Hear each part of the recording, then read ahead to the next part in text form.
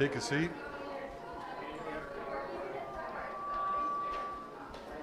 People are having trouble. Did you hear that? Hello, everybody. I don't think this is on.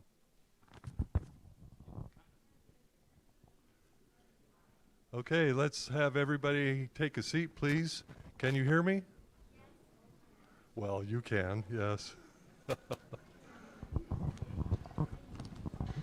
Please find your seats. We're going to be getting started now on this beautiful gardening day.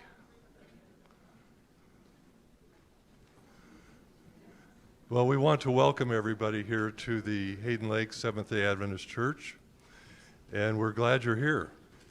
And we expected, actually, to have a good turnout today because gardening is becoming more and more necessary, as well as a great thing to do, isn't it? Good hobby activity, but also very essential for our ability to live and take care of ourselves. So we're glad you're here and we welcome you. I want to introduce our speaker this morning. Our speaker is Dawn Trammell, and she is a resident of the Pacific Northwest, so very familiar with our nature and our weather here, and how to best grow our food, both for most seasons, or is it all seasons? Okay, all seasons. So she'll be giving us a lot of valuable information today. Dawn is a project-based learner in terms of gardening. She has learned through years of experience. I think about, 60 years of experience in gardening. Oh, wait. Wait, I think I'm talking about me now. I wish. So she has had years and years from a child in gardening, has worked in a greenhouse before, very familiar with greenhouse growing, and has been active in gardening in the Pacific Northwest now for about 7 years. So she's very familiar with what she'll be talking to us about today. She also has been giving seminars throughout the Pacific Northwest, which is good, and well-attended seminars. And you'll see that she has some tables back there that have information and items that she has for sale that are helpful to us as we garden here in our area. I want to make an announcement too that in the back over here to my right, your left, we have water for those of you that need to water yourself, to get water for your hydration.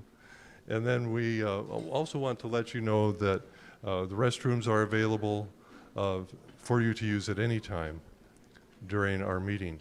Dawn will be having a couple breaks and also some question and answer periods for us as well. So all of this will be going on today. Have I missed anything?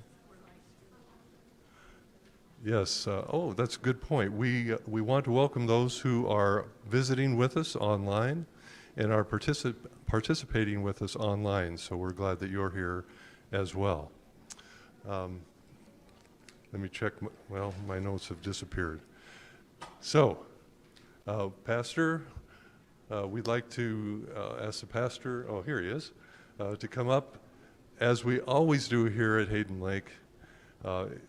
With our activities, we always invite the most important guest, the one who has created not only us, but all that we can do to take care of ourselves through gardening.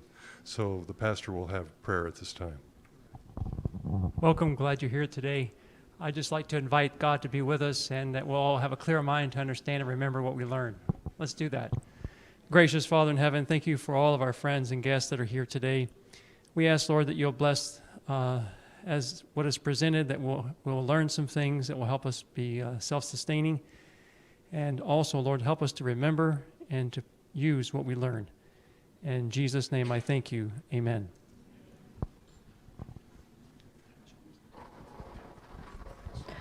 Okay, well, thank you to the Hayden Church for sponsoring this event and for inviting me. I have to start by giving a brief little testimony, which one night I was looking at our local paper and I saw this little ad, and this lady had written a story. She says, I'm going to try an experiment this year. I have a hoop house, and just a little tiny one in my backyard. She goes, I'm going to try to leave the plastic on it this winter time and put a potted plant in it and see if I can grow something.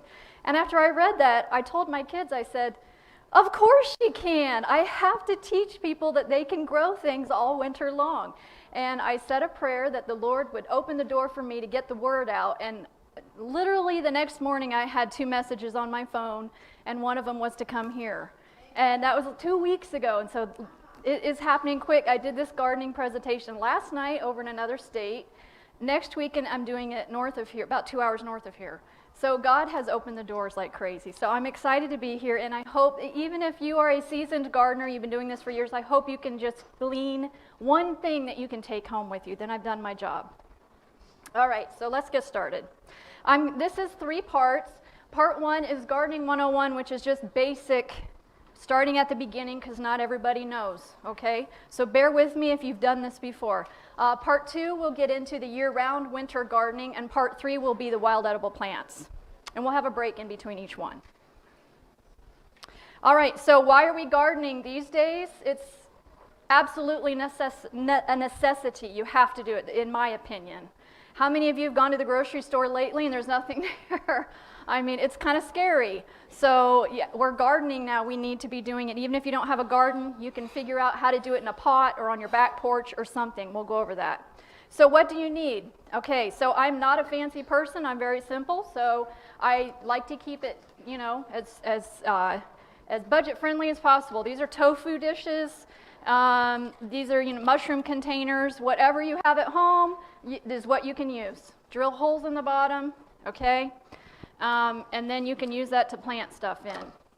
Some more samples of pots.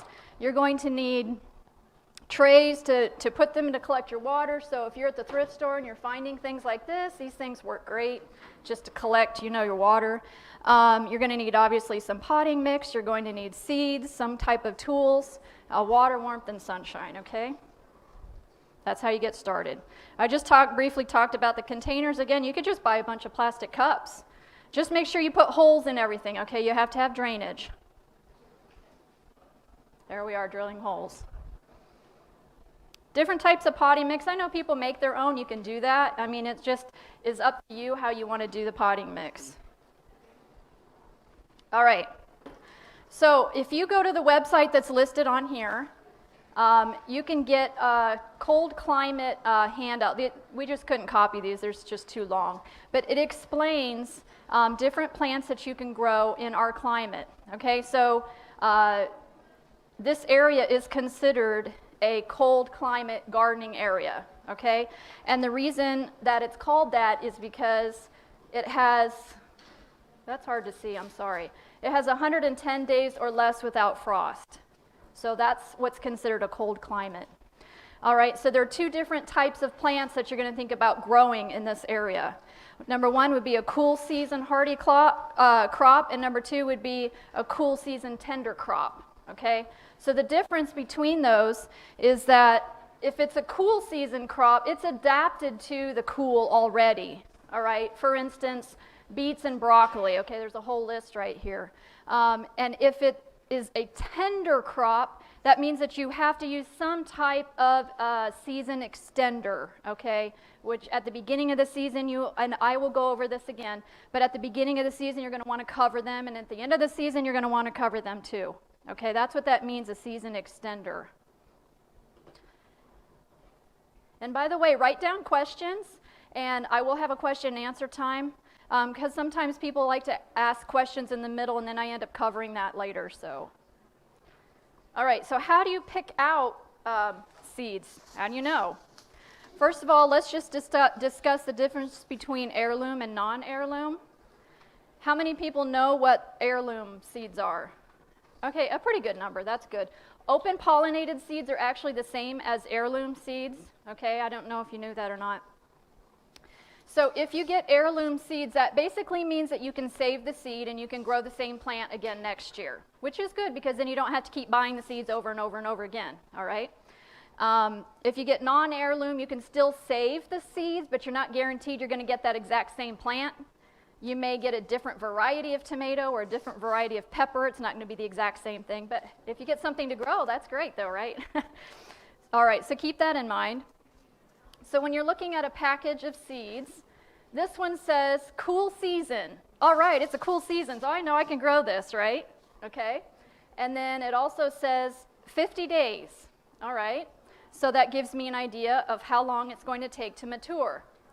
Now, some seeds are really, or the packages are really descriptive. They'll say, you know, so many days after germination. It'll say so many days after it flowers or whatever is when you're expected to actually be able to eat it. So you just have to read them. They're all different.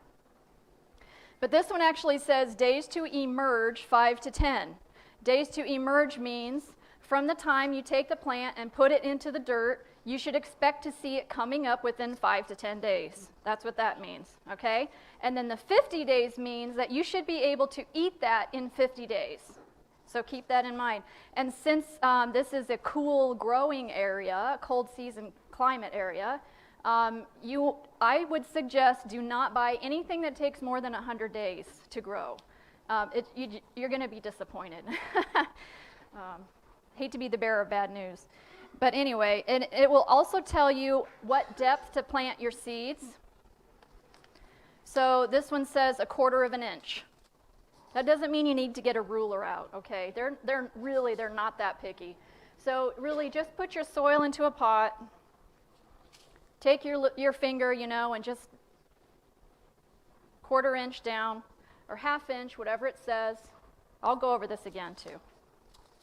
And then, okay, I went over the days to germination, and then it'll tell you how to space them in your garden too. So the seed packets are really important, so make sure you hold on to those. Another thing that I have learned is to keep good records, because you always think you're going to remember when you planted something, and then you don't next year, okay?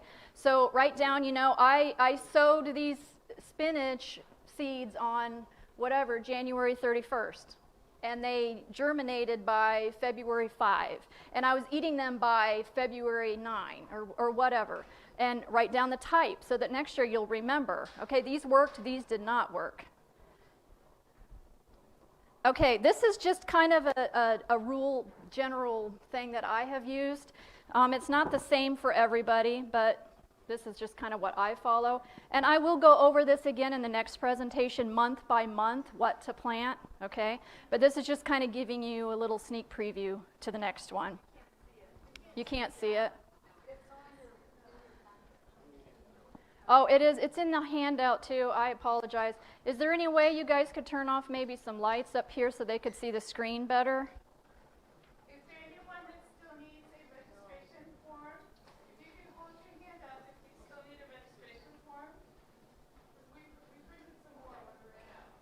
I think it's this light up here that's blocking, that's making this not be able to be seen. Does that help? No. No? Oh.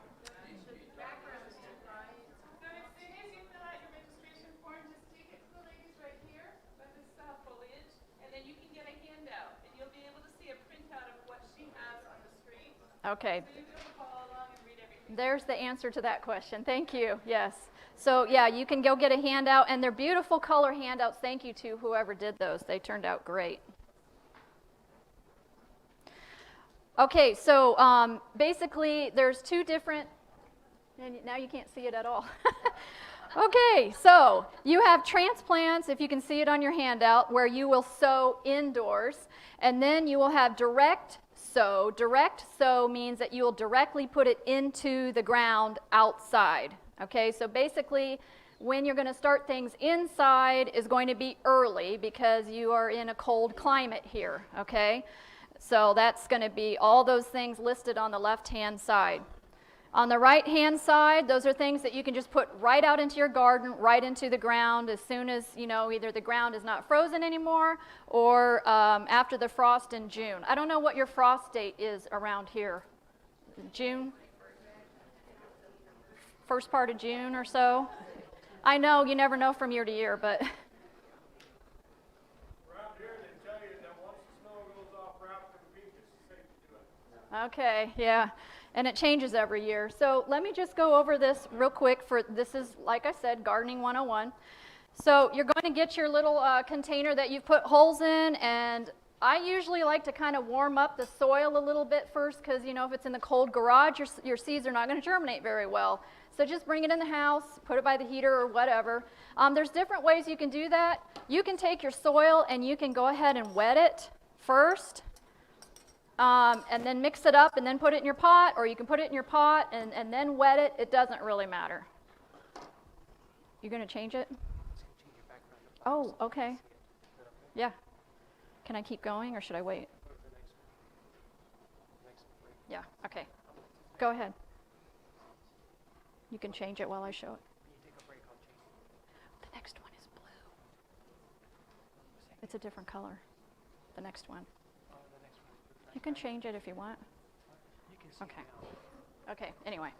All right, so you put your soil in here, you take your seeds and you put them in whatever, you know, the depth is, and then you put some soil on top, you gently just pat it down and then water it. You always, what they call water in the seeds, water it in when you're done.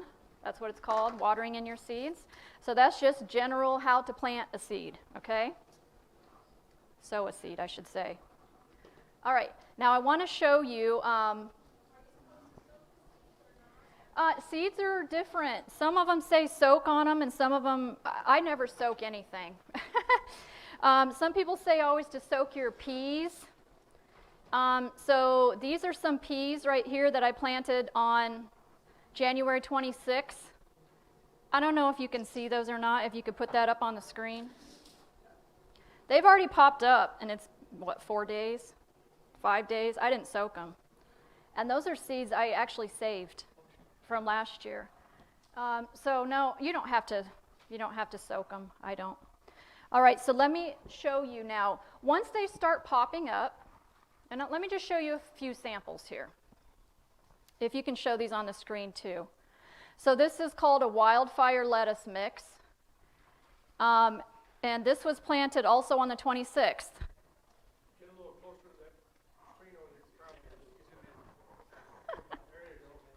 We'll get this figured out by the end of the seminar, I promise. So they've popped up now. So I will just continue to water them. This is celery. Celery usually takes a little bit longer, so I started earlier.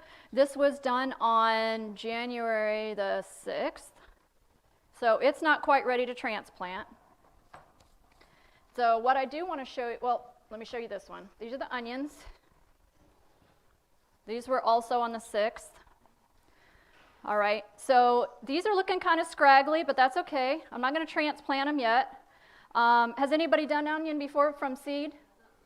Usually, you know, you buy the onion sets in a bag. They don't work. They don't get very big. And I've done research on that, and the reason is because they're second year. By the time you buy the onion set in the store, it's already been there. It's been out or whatever as a dried onion for 2 years.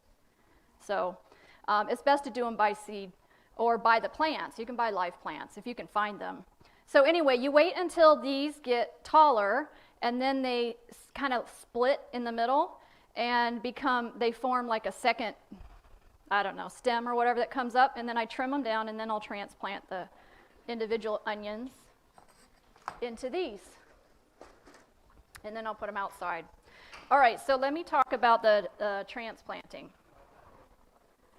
All right, you can't put a seed in a pot and then take this and go put it in your garden.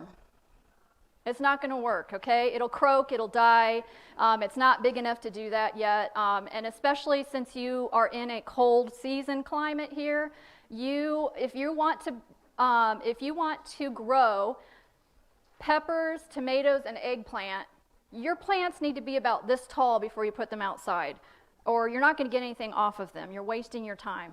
Okay, so this is why we start them in January and February, okay? I started these kind of early because I didn't know if they would germinate or not, and they obviously did.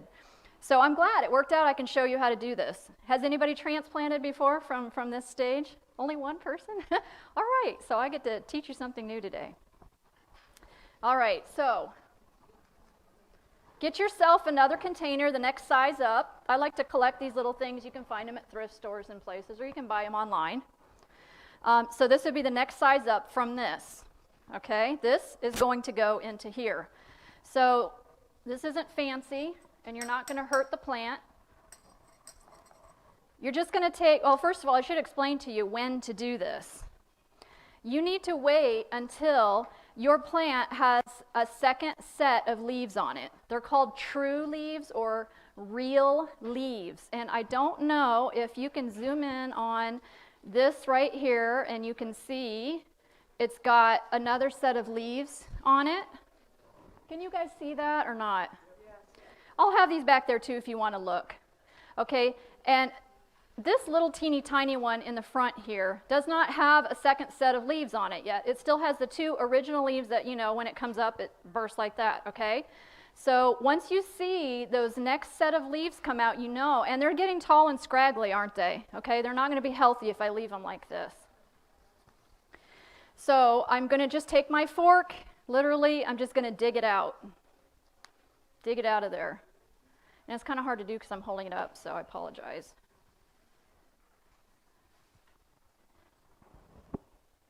Okay, so sometimes when you pull it out of there, you'll get a big clump of soil on it. That's fine. Sometimes you won't. And I did this last night at the class, and these made it through okay. So then you just take this, and you're going to put it down in there into your next pot here. And then take some soil, and usually I would probably wet that first. It makes it a little bit easier, but. And you bury it up to the neck.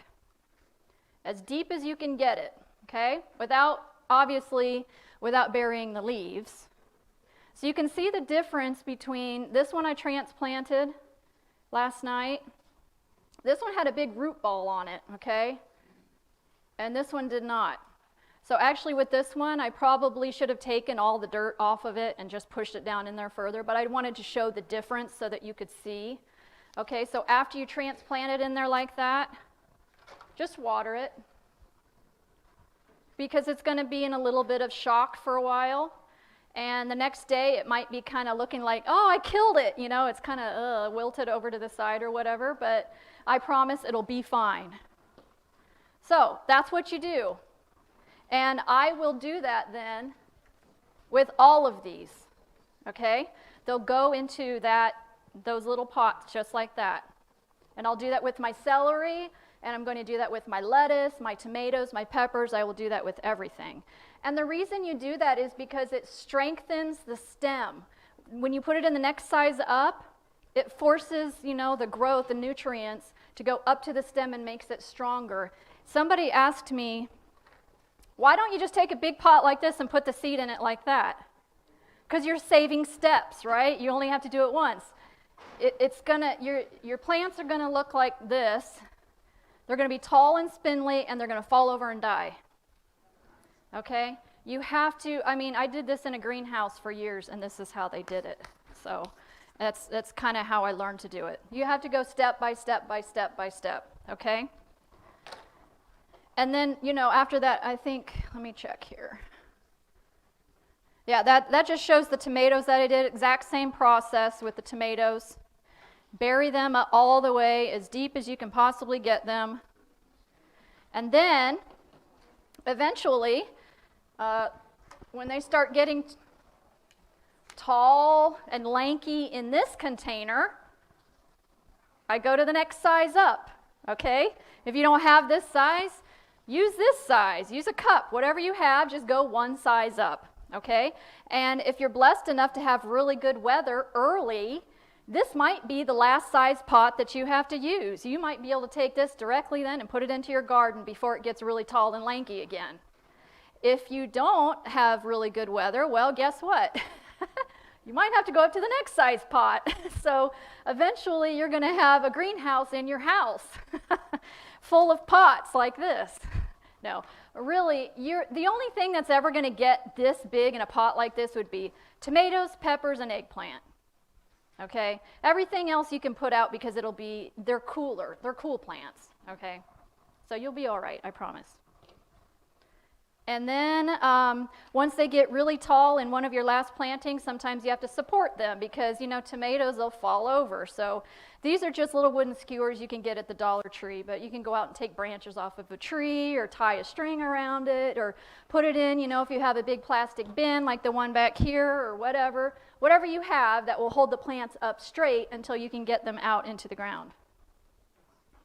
And that's the last transplant there with the tomatoes.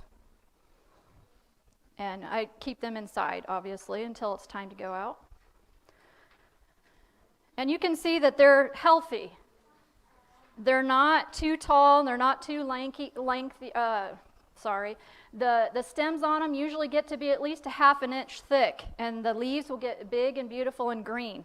And it just gives it a really good start when you follow this process.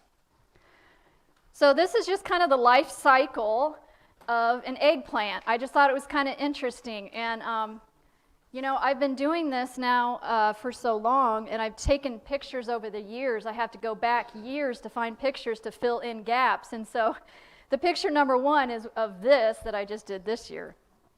Obviously, I'm not growing eggplant right now, so that was last year's picture.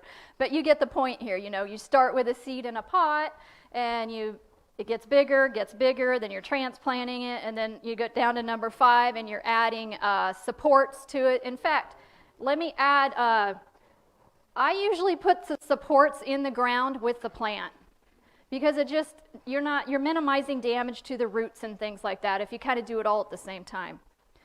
And then you get to your fruits. So if you think about it, it takes from January to August to get an eggplant. Isn't that crazy?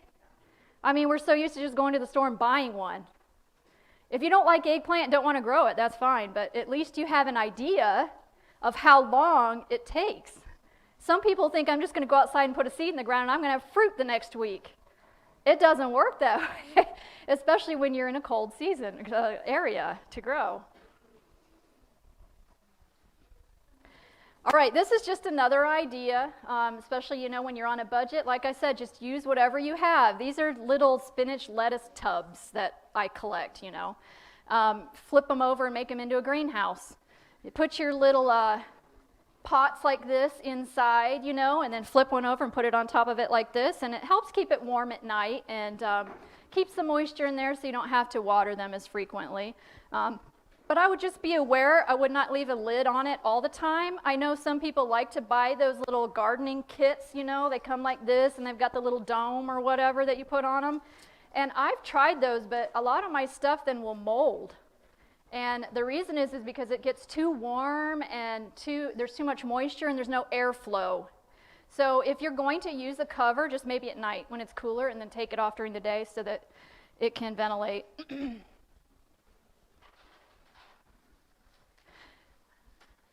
The other thing I wanted to mention here let me go back to this one real quick. I don't have a fancy, place in my house to do this. This is my bedroom window, and that's my dresser. So that's it. So I don't use grow lights. I do not use heating mats. I don't put a lot of money into this. So I'm telling you that as an encouragement, because you need to know that you can do this with stuff that you already have at home. Literally, you can go to the Dollar Tree and buy seeds for 25 cents, and they will germinate. I've used them before. And you already have this, so go get yourself some cheap soil and find a sunny window in your room, set up a little table, and there you go, okay? I know some people like to use the grow mats and the lights, and I'm not against that. I just can't do that at my house. It wouldn't work. So let me mention something else about the mats. If you are going to use those kinds of things, make sure that once your seeds germinate, I would take them off the heat, and I would take the lights away, because they will get so tall and so lengthy. I keep messing up on that word. What is that word? Lengthy. Thank you. They'll fall over, and then you're just going to be frustrated. So really, you only need the heat just to get them to germinate, just to get them to pop up, and then that's it. Okay, so let me give you a couple other ideas if you don't have all of that stuff. Just take your seedling or your soil before they pop up and put them on top of your refrigerator. It's warm up there.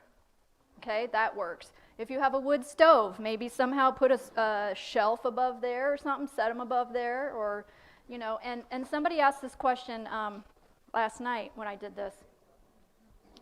And now I forgot what the question was. I'll come back to it.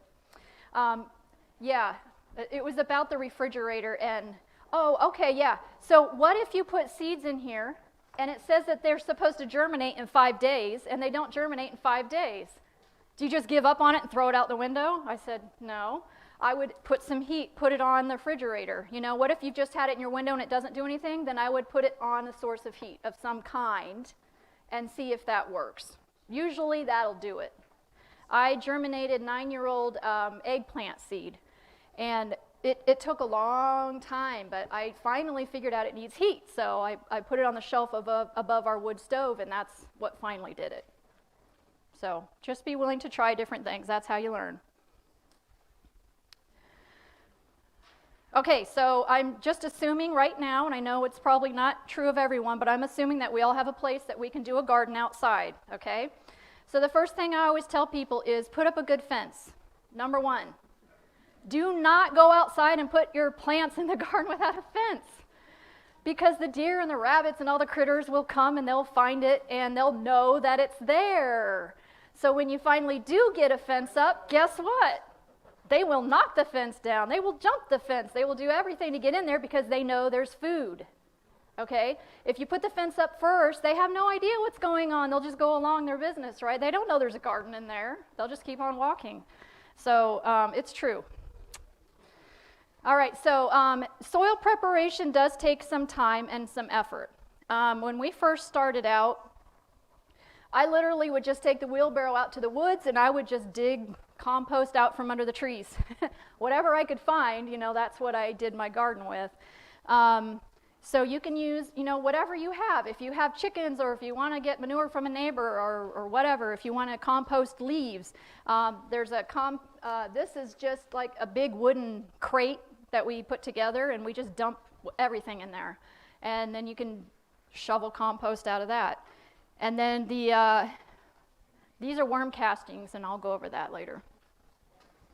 And then another idea, and somebody brought this up last night too, is that if you can get your beds prepared in the fall, spring when your snow melts, you're ready to go, okay? So what I mean is, if you can get like a trench or something dug down the center of your bed, or maybe down the row where your beans are going to go or whatever, dig a trench or dig a hole where you want to put your squash, then just take all your kitchen scraps out there all winter long, all fall. Dump them in the holes, dump them in the ditch, you know, and then cover it up so the bears don't come or whatever, but cover it up with your big clods of frozen dirt. And then when spring finally comes, or summer around here, I guess, you'll have all that rich, you know, composted stuff that's ready to go. And it breaks down really well. Let me mention too, if you have kitchen scraps and you didn't dig holes and you don't know what to do with them and you want to put them on your plants, do not take big chunks of food and just lay them out around your plants. They'll just rot, okay, and cause your plants to rot. But what you can do is make like a tea with it. So if you have a really good Vitamix blender or whatever, blend up all your kitchen scraps in maybe a little bit of water, and then just take that and dump it around your plants. Okay? They love it. All right, so for those who may not have a place to do a garden outside, I always like to add a little bit of inspiration here. Just some ideas that I saw online that people have done. I thought these were really cool ideas. I believe these are potatoes, but I'm not for sure because those are huge 55-gallon bins. But again, make sure you have drainage in everything that you're going to do. And I thought this was kind of neat too. It's just up against a wall. And if you put like a coconut core or some type of a liner in there, you know, to hold your soil. And then these right here, I thought was neat. These are juice bottles. When I saw that, I thought, oh, I could use that idea. So yeah, that's what I did. I cut that in half. And the reason being, because my idea was with peas, I was going to cut the end off of this and then just take the whole thing and just slide it out where I want it to go. So I'm going to try that this year. But anyway, that's just another idea. And then I think most of you have probably seen grow bags.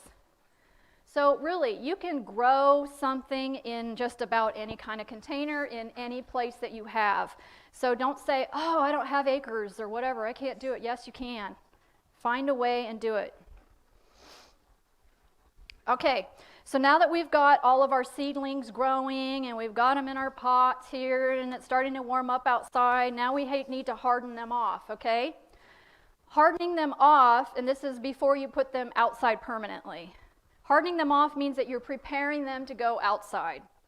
If I took these plants right here, right now, and I went and put them in the ground, how well do you think they would do? They would die, right? Okay, because they're not used to it. They've been sitting up in their nice little warm, cozy, sunny, warm environment with no wind and, right, nothing bothering it. And so as soon as you put it outside, they'll croak. All right, so hardening them off. This is how I do it.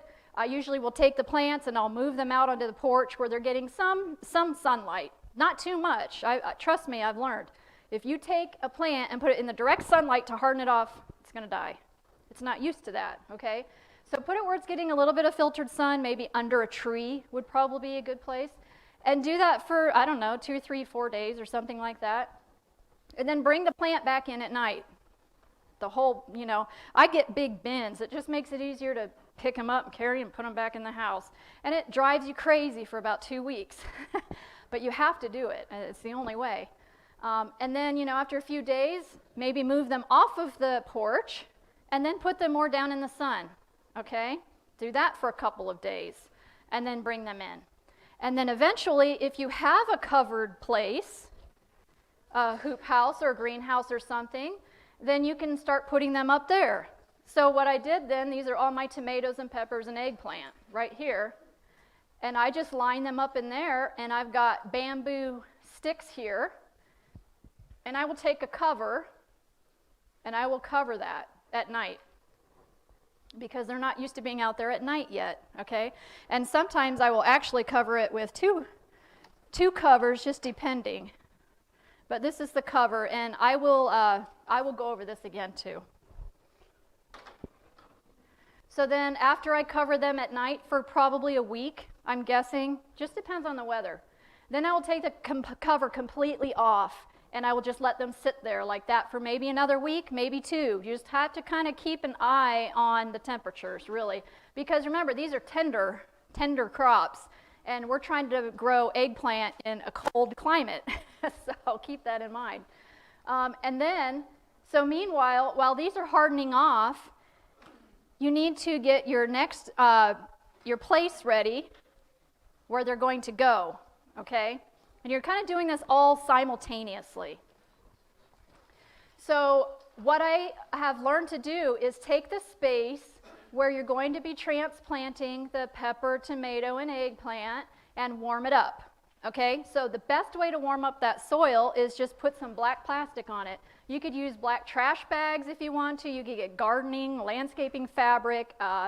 We've used lumber wrap. We've found that because it's free, you can get lumber wrap. I mean, that works. Whatever you have that's black, because you want the sun to soak in that heat, and heat up the soil.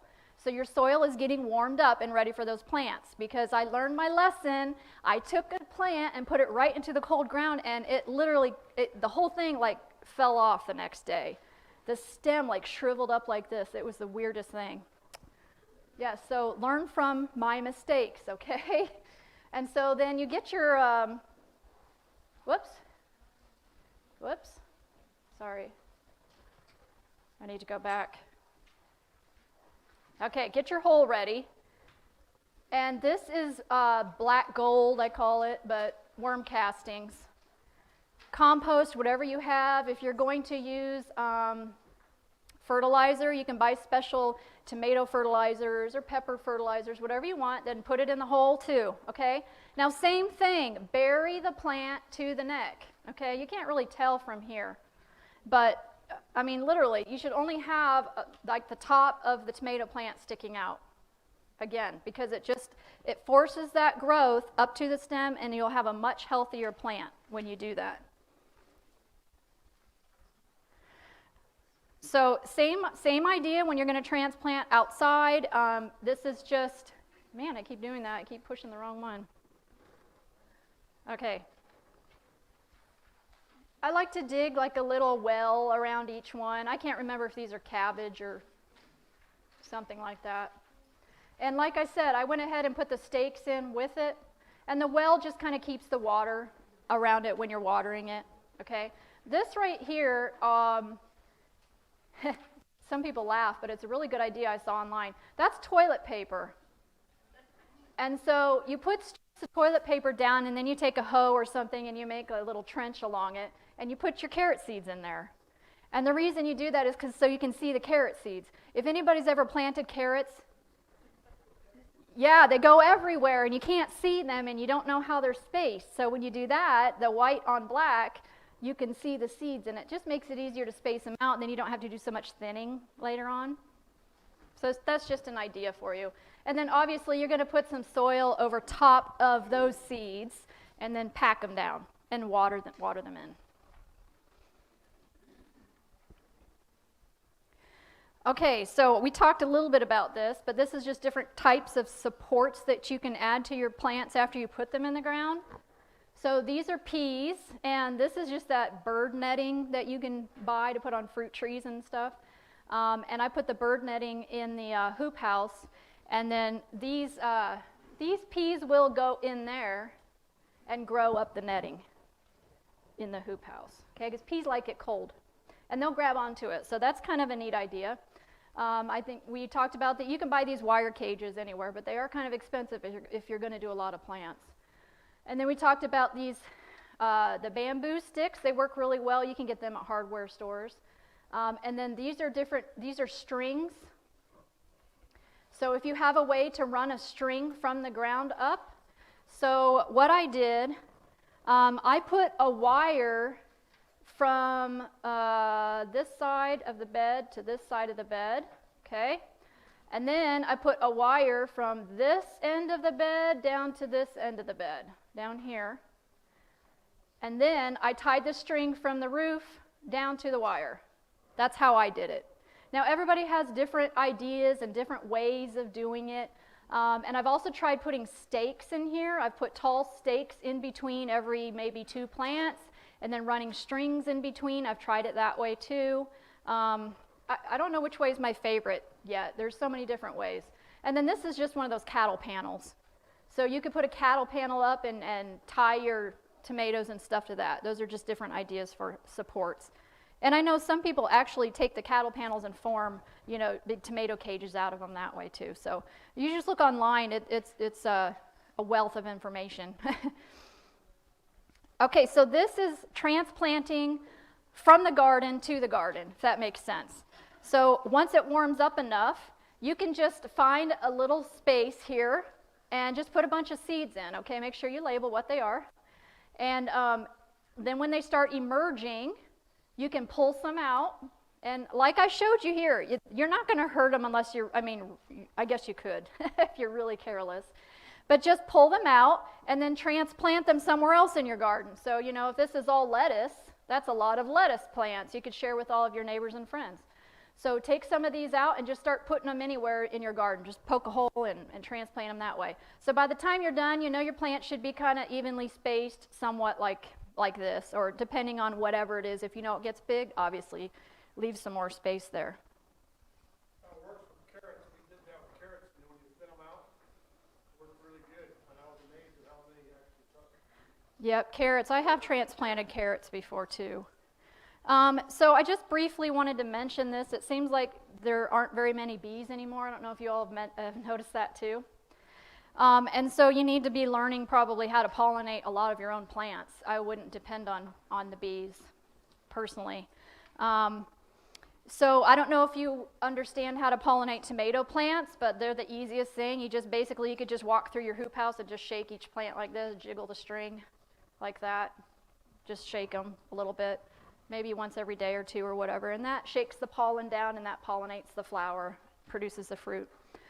Eggplant pollinates itself, so that's wonderful. So I leave it actually covered the whole time, from the time I put it in the ground till the time I am harvesting it, because the eggplant likes it warm. So I just use, the fabric cover and cover it up and just leave it covered. The cucumber, I just learned this. I did not know that there were three different kinds of cucumbers. Some of them have male flowers on them only, some of them have male and female flowers on them only, and some of them have female flowers on them only. Did anyone else know that? Okay. So if you start looking through the catalogs of seeds, if you don't want to mess with pollination, you need to get the one that's called the parthenocarpic, cucumber, because it's self-pollinating. So that's what I ordered this year, so I'm hoping I do better with that. But I thought that was really interesting. And also, some seeds are bred for high tunnels, hoop houses, whatever you want to call it, greenhouses, so keep that in mind too. And also, if there are any bees or other pollinating insects, sometimes it's hard for them to get into your hoop house, especially if it's closed all the time, so keep that in mind.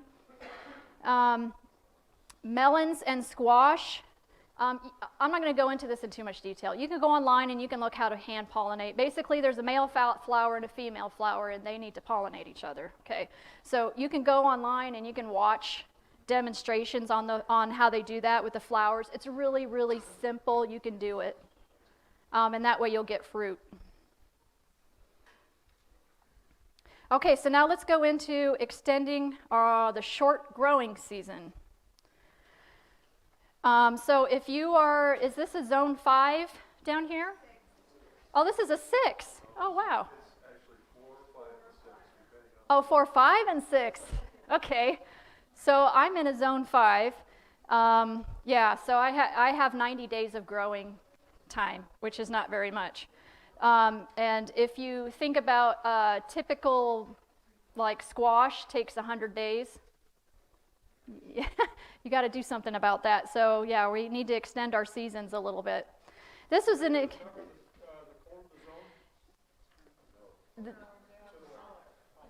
not sure. This is an experiment that I did.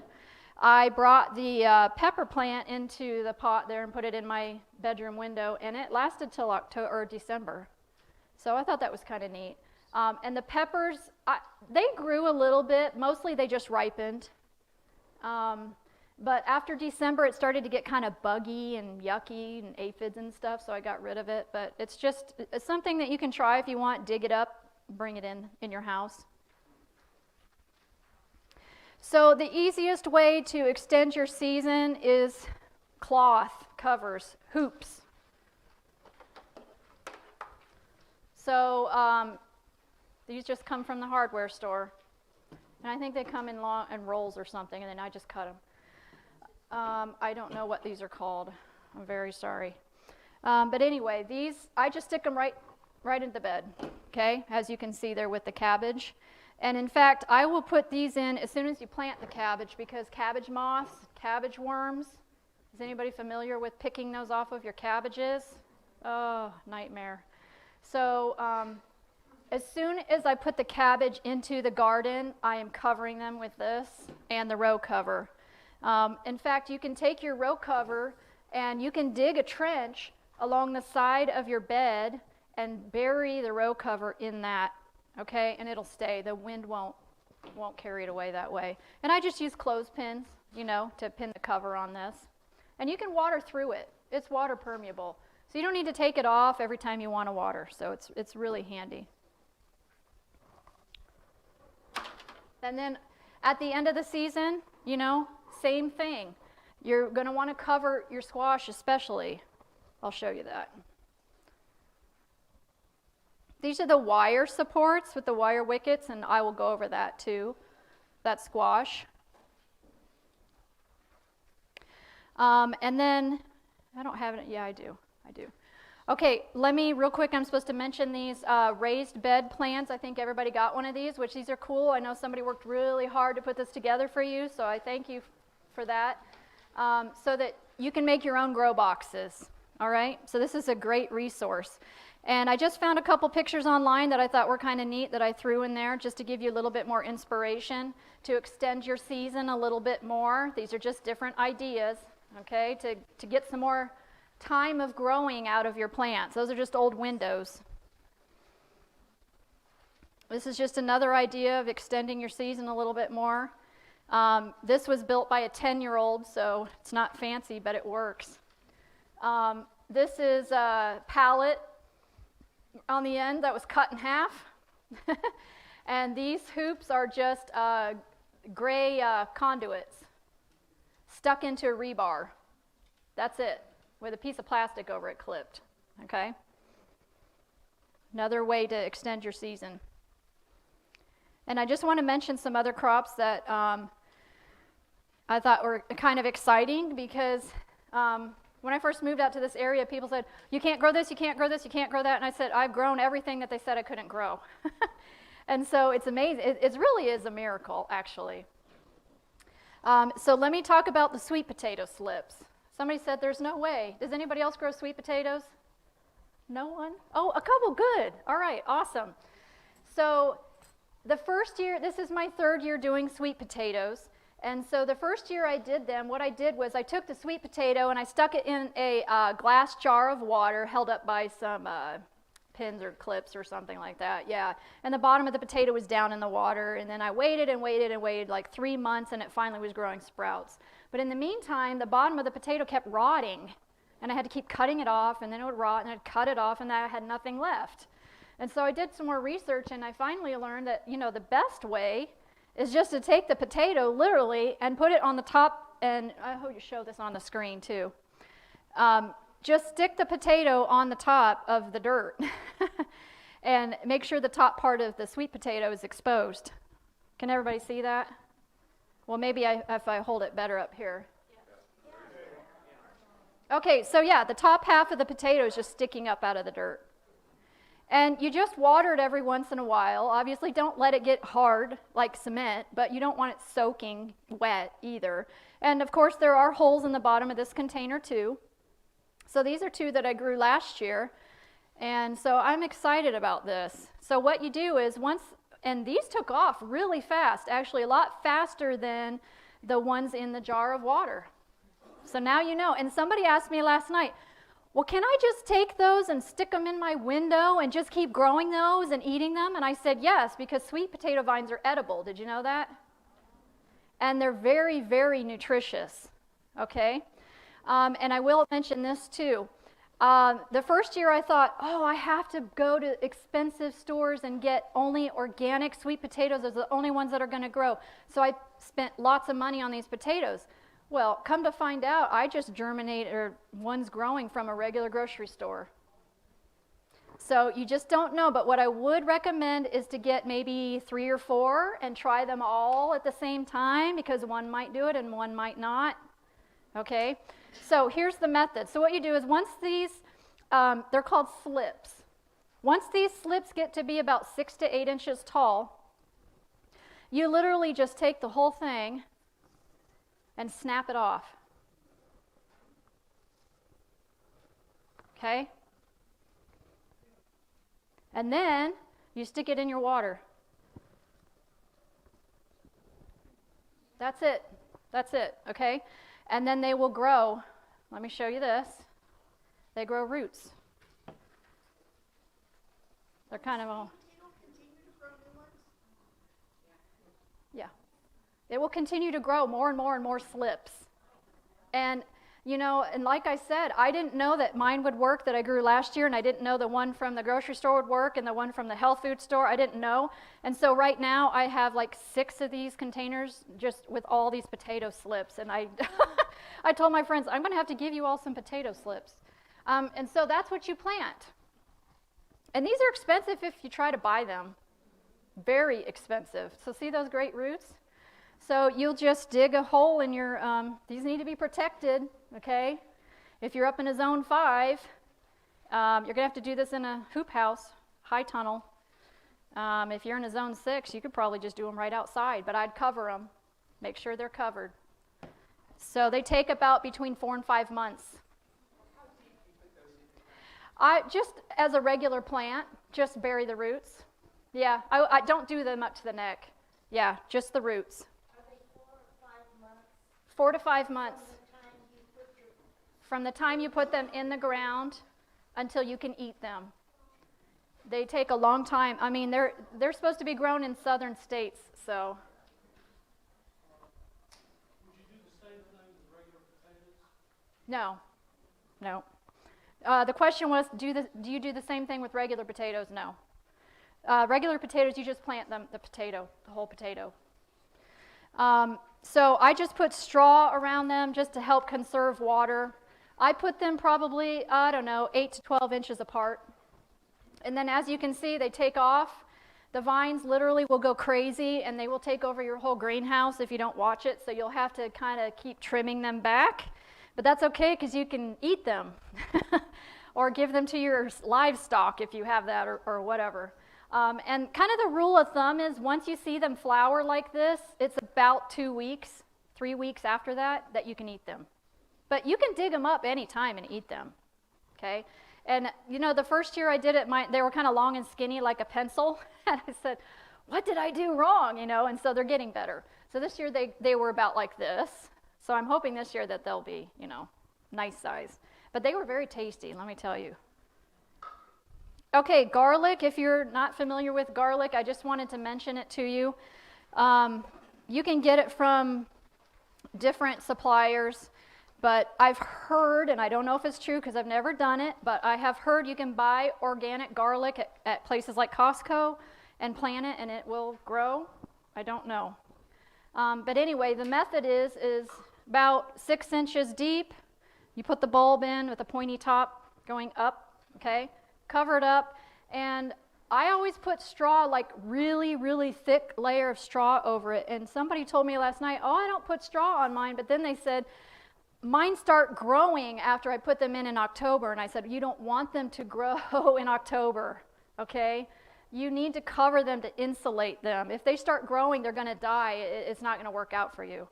So put them in around the middle of October, cover them up, and then when you harvest them is when, for me, it's in August sometime. I don't know. But for you, you just look at the bottom set of leaves. Once the first 2 leaves, the bottom 2 leaves die, then you know it's ready. So you can pull them out and then dry them.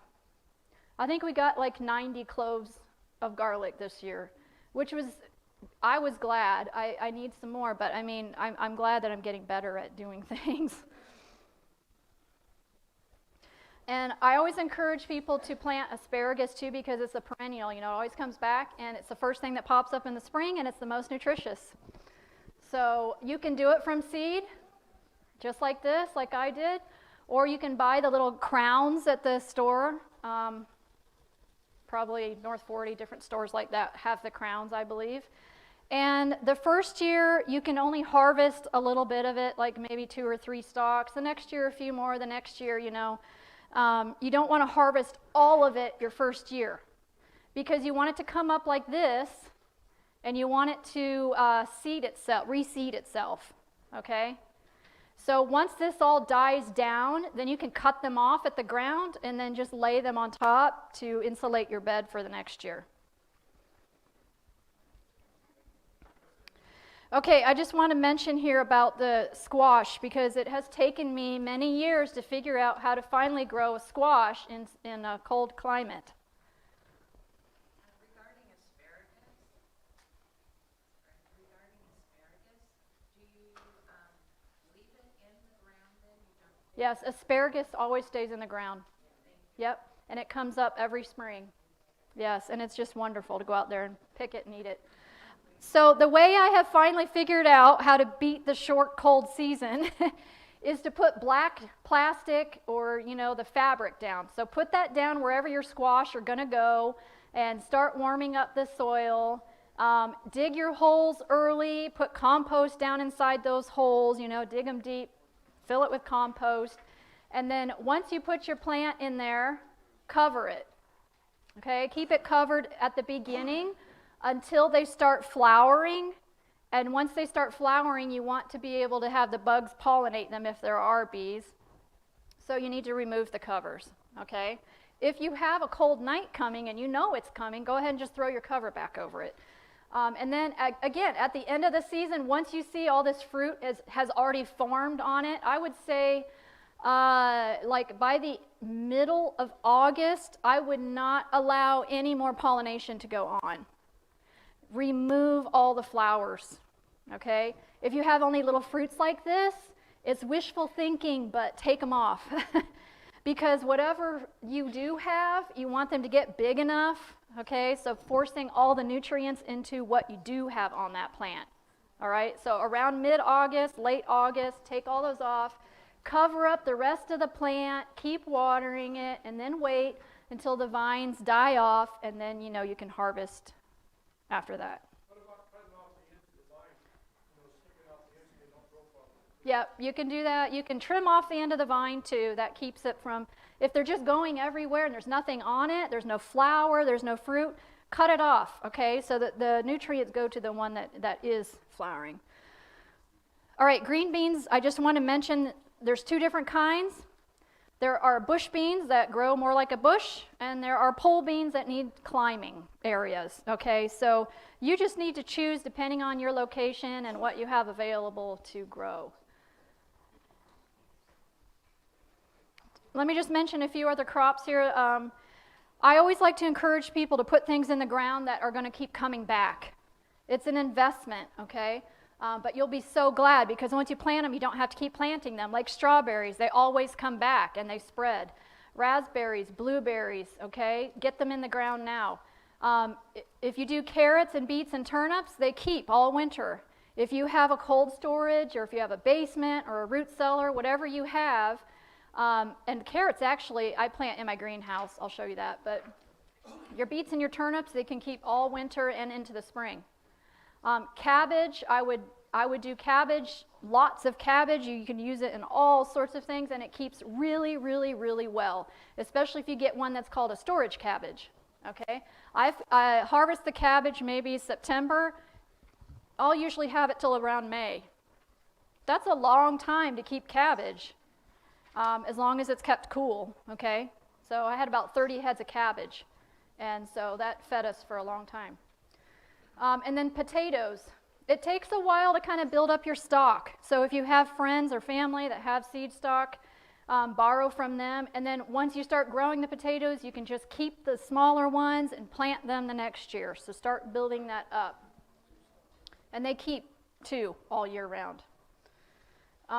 Corn, if you're going to try corn in a cold climate, make sure you get the shortest day possible. They are coming up with different types of corn now. That's like 65, 70 days. And I would recommend that you start them in a flat like this and then transplant them. Only one time. Do not start them in a tub like this. Okay, actually do your corn in this and your green beans too. I forgot to mention that. Put the green beans right in here, and when they get to be about this tall, put them out into your rows. And the reason I do that is because I got tired of putting seeds in the ground and watching, and half of them wouldn't come up. And then you have all these empty spots. So now you know, and I always do an extra tray because not all of them germinate, and then you've just wasted all that time.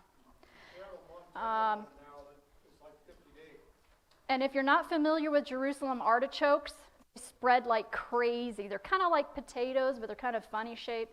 So if you're going to grow those, make sure you put them in a bed all by themselves. They will grow tall, look like sunflowers on the top. And they're pretty tasty. You can leave them in the ground and take them out as you need them, or you can harvest them all just like potatoes. I've left them in the ground for 2 years, and they've been fine. Okay, saving seeds. There's a book back on the table called Seed to Seed. It's an excellent resource. You can look that up online. I can't go over how to save every type of seed. But let me just say a lot of the plants, you're just going to wait until they flower. And once they flower, the flower heads turn into seeds, they dry, and then they'll go everywhere. So if you can catch the plant in time before it bursts and spreads its seeds everywhere, you just take those seeds and put them in a container and save them for next year and label what they are when they're dried, okay? Tomatoes, you literally just take a tomato and squeeze it into a dish. The whole guts, everything inside it. Squeeze it into a dish, put a cover over it like a plate or something, and then it'll mold. It forms this thick, nasty smelling mold on it. It's nasty, trust me. But what that does is it separates the seed from the little gel sac that it's in somehow. And so once you remove the mold, then you can rinse the seeds and save your tomato seeds. So that's how you do those. Peppers, obviously, just scrape them out and dry them. Squash, scrape them out, dry them. So very important, make sure you label your seeds. I think I'm going to remember, and I never do. So sometimes I have surprises. I think it's something and it's not. When it comes up, then I know, oh yeah. Kind of like Christmas, yeah. So this is just a bonus. Okay, does anybody know what vermicomposting is? Yeah. With worms, okay. You don't know what to do with your kitchen trash? Get a big bin. This is my method. You go online, you can find a million methods to do this, okay? Get a couple bins, drill some holes in the top bin, fill it up with some different types of compost like this, and put your worms in it. And kitchen scraps. You don't need to blend them up, you don't need to do anything fancy, just dig a little hole and stick them in and cover it up. It does not stink, I promise you. Just cover it. We had it in our living room, not anymore, but just because there's no room. So then you can separate it. There's different methods you can look at how to separate the worm composting stuff. But anyway, let me take some questions, and then we are going to have about a 10-minute break while I prepare for part 2. And I think there's a microphone going around so we can hear the questions. Go ahead. Okay, she has a big greenhouse that she just got.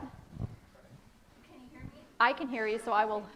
And I've tried so many heaters in there that energy bills are killing us. Is there any way to save money somehow? Okay, so part 2, I'm going to go over the greenhouse. So hopefully I will answer that question about heat. Somebody else, yes.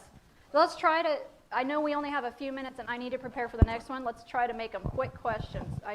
Does he have a mic? No. Yes, go ahead. There doesn't seem to be much sunlight here in the Northwest. I need you to talk about that. Yes, I will in the next one. Okay. There's more to the best is yet to come. This was Gardening 101. This is just the beginning. I wanted to mention, when you were talking about the tomato plants, you know, when I was at Weimar College and I worked with Mittleiter, he says everything that you put underground turns to root. So that's one of the reasons why he says when you plant any of your transplanting tomatoes, plant them way deep, even take off some of the Yes. bottom limbs and plant them deep. That's right. You can take your tomato plant and lay it in the ditch sideways. Are there any more questions? I can keep answering them, but I'm just going to start getting ready for the next one. I just want to make an announcement right now. On February 28, we will have another class seminar on soil preparation. So just be aware of that, 28. Are there any other questions on this basic gardening stuff? Well, you said that you were doing something up north tomorrow? Next weekend, yeah. Bonner's Ferry. Yeah, Bonner's Ferry. So take a minute break. Yeah, 10-minute break. I know this is going in and out. 10-minute break now, please. 28 is a Monday. February 28 is Monday. At the school.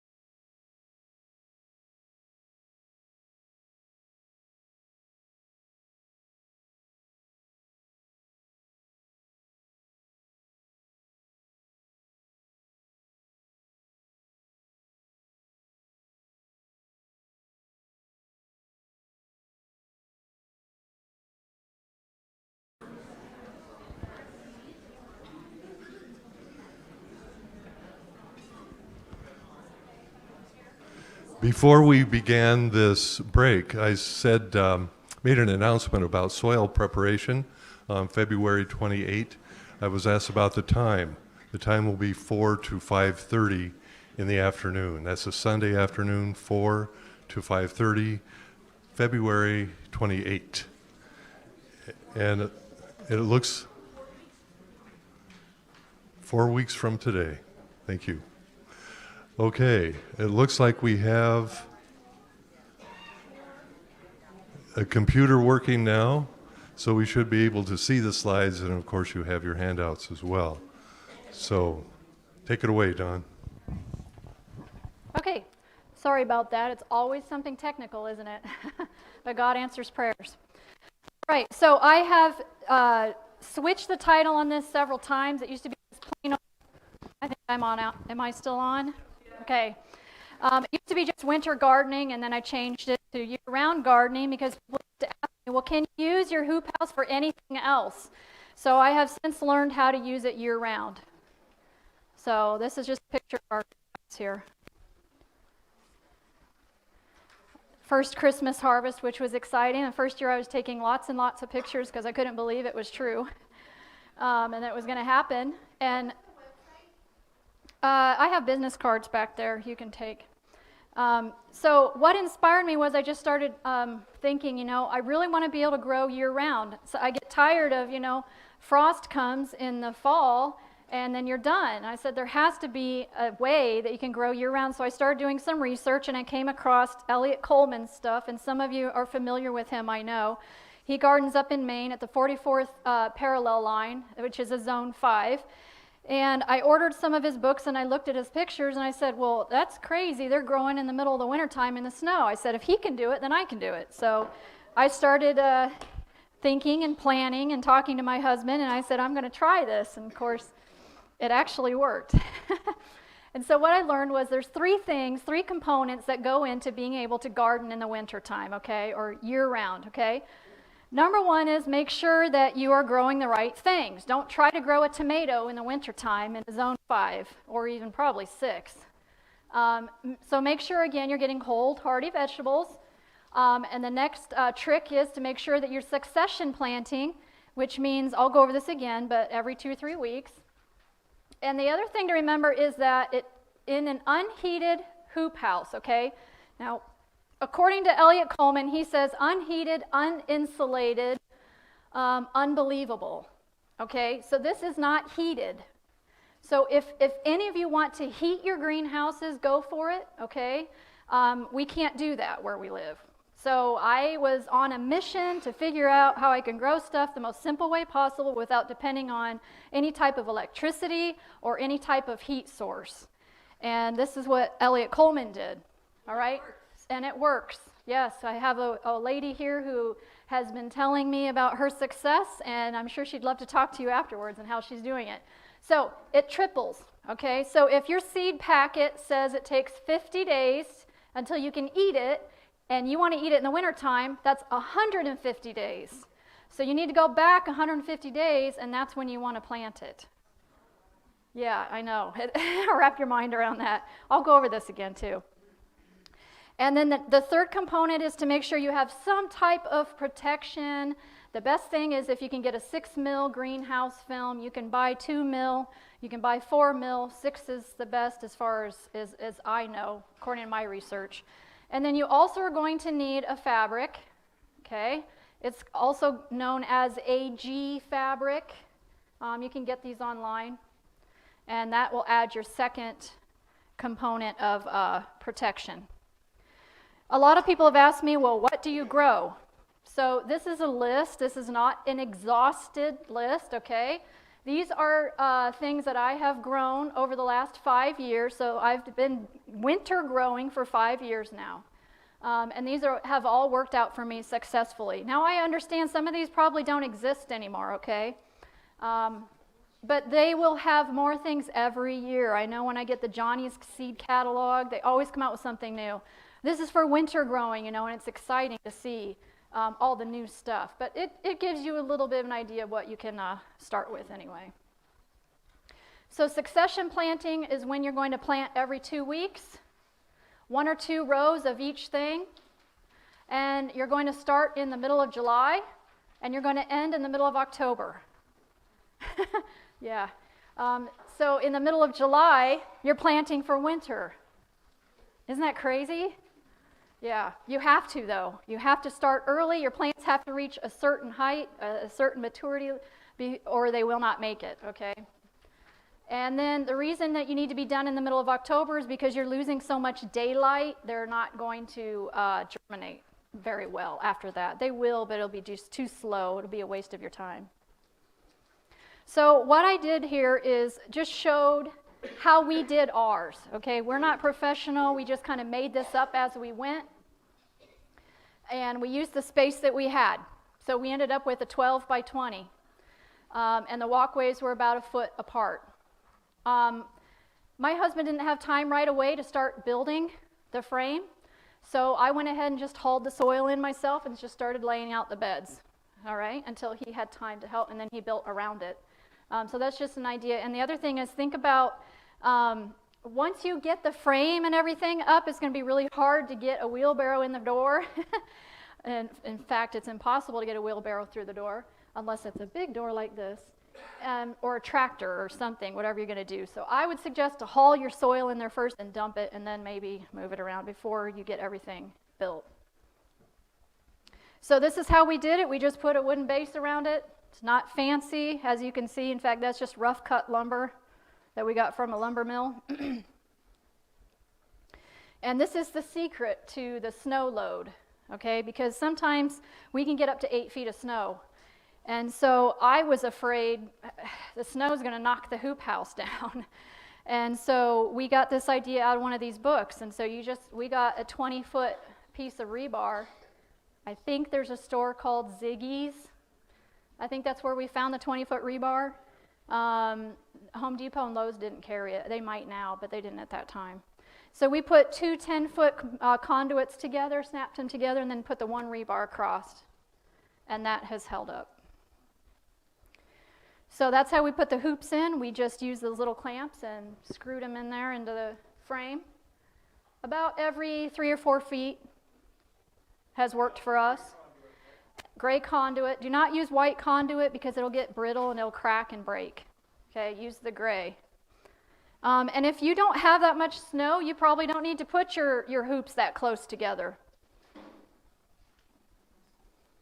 And then we put the piece of metal conduit across the top there for the support. We did not put rebar in that, okay? And then I will say these side supports are not necessary. We took them out. They just made too much shade on the plants. And we use these clamps right here with self-tapping screws to attach everything to the ribs or the hoops, whatever you want to call those, right there. So again, it's not fancy, but it has held up for 5 years with lots of snow on it. And this is just how we did the front door. Different framing ideas here. And that's what it looked like completed before the plastic is on it. But you can see the plants in there. This was our first year. And then I think the second year maybe, we had a huge mudslide, and so it took out the back corner, and so we kind of had to redo a few things there. But this is how we covered the end where the door is. This is the door. Now what we had done, there's all this framing in here because we originally thought that we were going to put windows in all of these for ventilation, but we never did, and I don't think it's necessary. So that's all that stuff there you really wouldn't need to have. And these are just little wooden furring strips that we put along the top of the frame to hold the plastic. So you want to cover the ends of your hoop house first, okay, with the clamps, and I'll show you that. So these are just tire tubes that we got for free. We just cut little squares. You can buy clamps for your greenhouse, okay? This is just what we did. These are just 1-inch water pipe that we cut and slit a hole in them. And then, you just put this on top of the hoop and yeah, really hard. But you open this up and clamp it over the top. Just like that. And the rubber keeps, the sharp corners from digging holes and ruining your plastic. And it also gives it friction so it stays on there. We've had a couple times if you have a big downburst or something come up and then, your plastic kind of does this. And we've had some, clips pop off or whatever, but then you just go up there and clip them back on. So hopefully that gives you an idea. And then we got this idea too from one of these books. It's called a half moon vent. And we just used regular door hinges here, as you can see. And then we covered them too with the rubber so that it wasn't rubbing on the plastic. And you can see the whole thing just flops down like this. If we need that much ventilation, we just open the whole thing. Or close it, and then I just clip it at the top. You can put a string on it or, whatever works. All right, so this is how then we finish the plastic. So both ends are covered now. And then we put the plastic over the top this way. And then, the first year we used this white PVC because that's all we had. That's what we could find. We found a 20-foot piece there.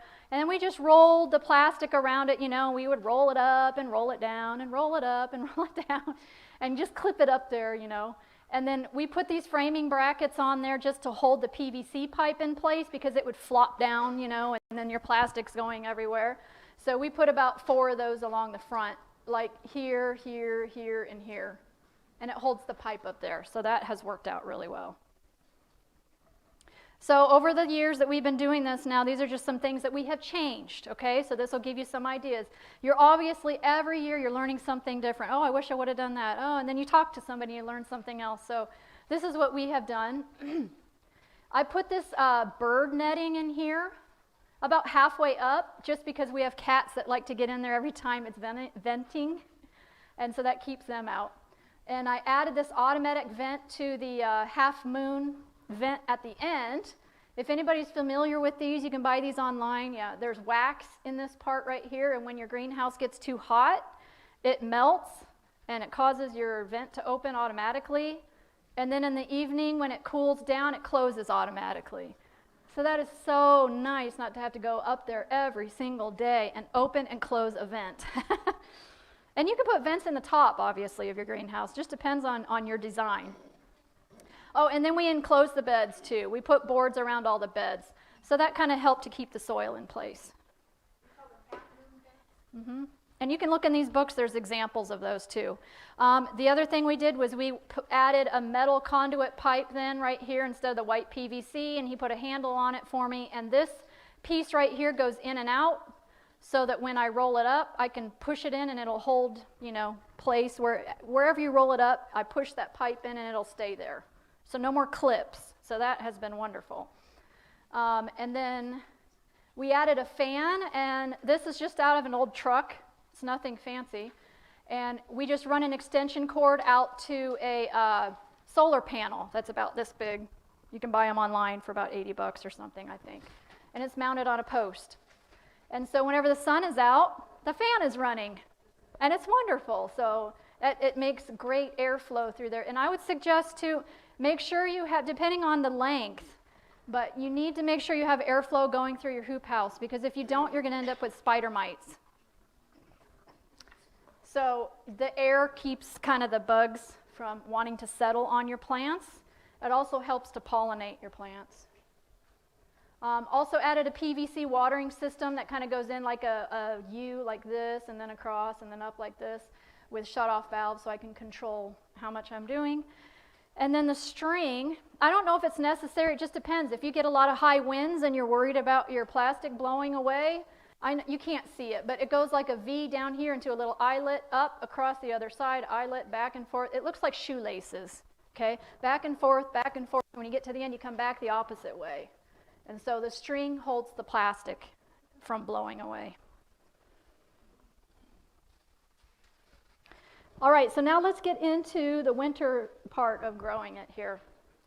So the rule of thumb is you want to have your plants covered before it's freezing outside. And it's going to be different for everybody. You just have to keep an eye on the temperatures. And it's different every year, too. We all know that. So when you put the plastic cover over, Your plants now believe that they are in a zone and a half further south. So if you're in a zone 6 here, now your plants think they're in a 7.5. You just kind of tricked them a little bit, okay? Now remember, these you started in July, okay? So they've got a really good start to them already.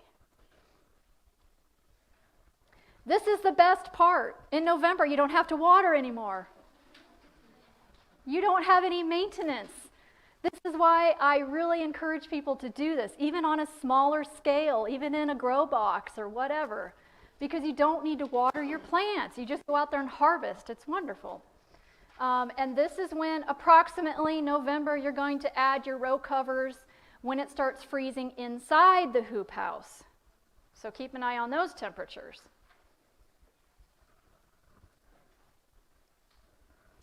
Okay, so what you use, these are called wickets. I don't know why, but that's what they call them. This is number 9 wire. It comes in a big spool from the hardware store, and I just cut it to the lengths I needed. Okay, just regular wire cutters.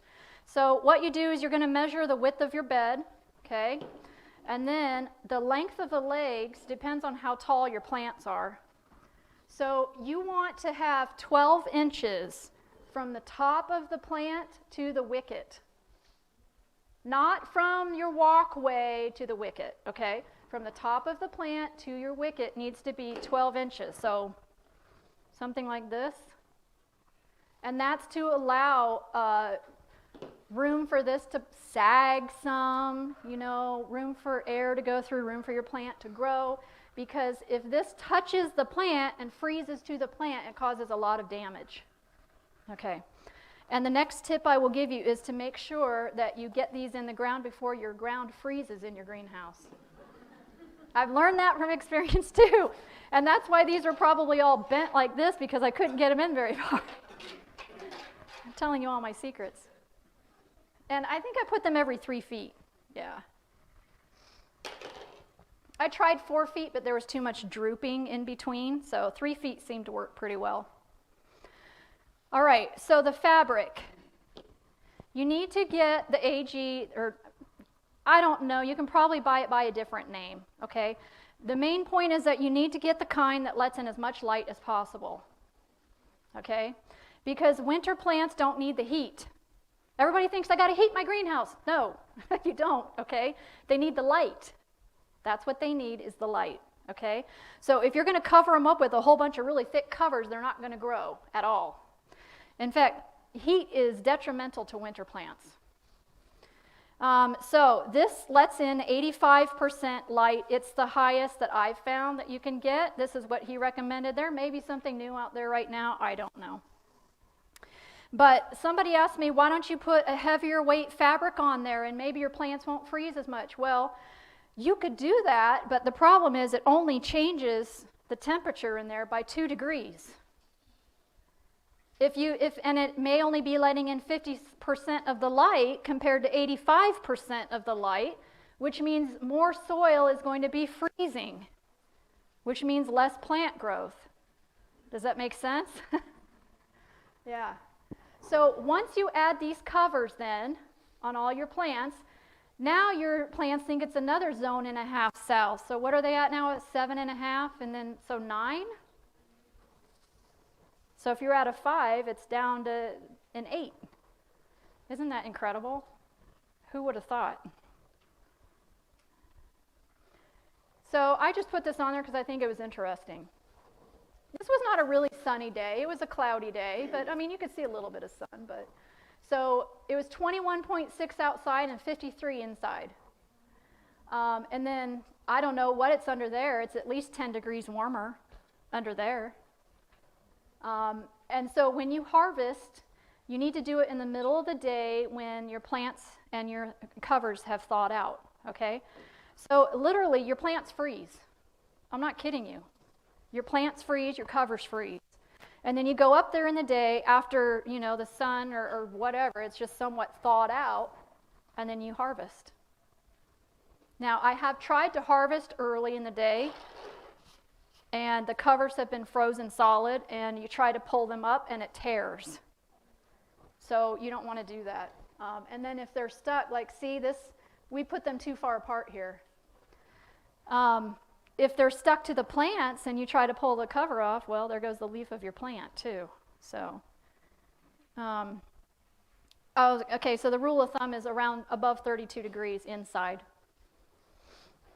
Anyway, and the other thing I have learned is that if you're expecting some seriously cold, like single digit or negative temperatures, just throw another cover over this. Keep some old sheets up there or something, and that evening go up there and just cover everything one more time. Just in the morning, make sure that you go take them off, okay? Because they need the ventilation.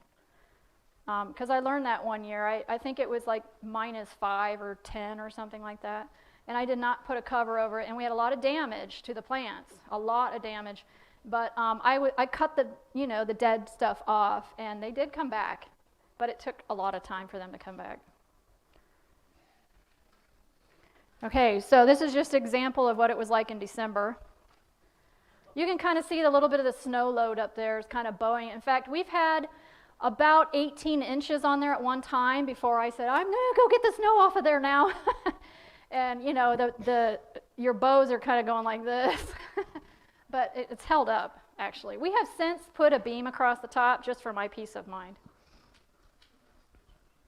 This is just another example, 38 outside. And you can see this is not a sunny day either. In fact, this is this cloudy day right here. And 52 in there.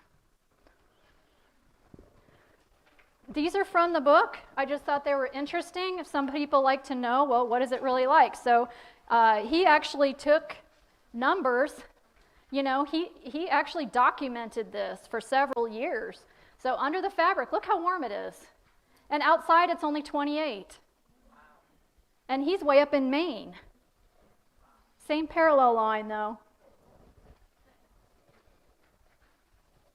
Okay, so what I want to do is take you month by month, and we're going to start in January because that's where we are still basically today, in January.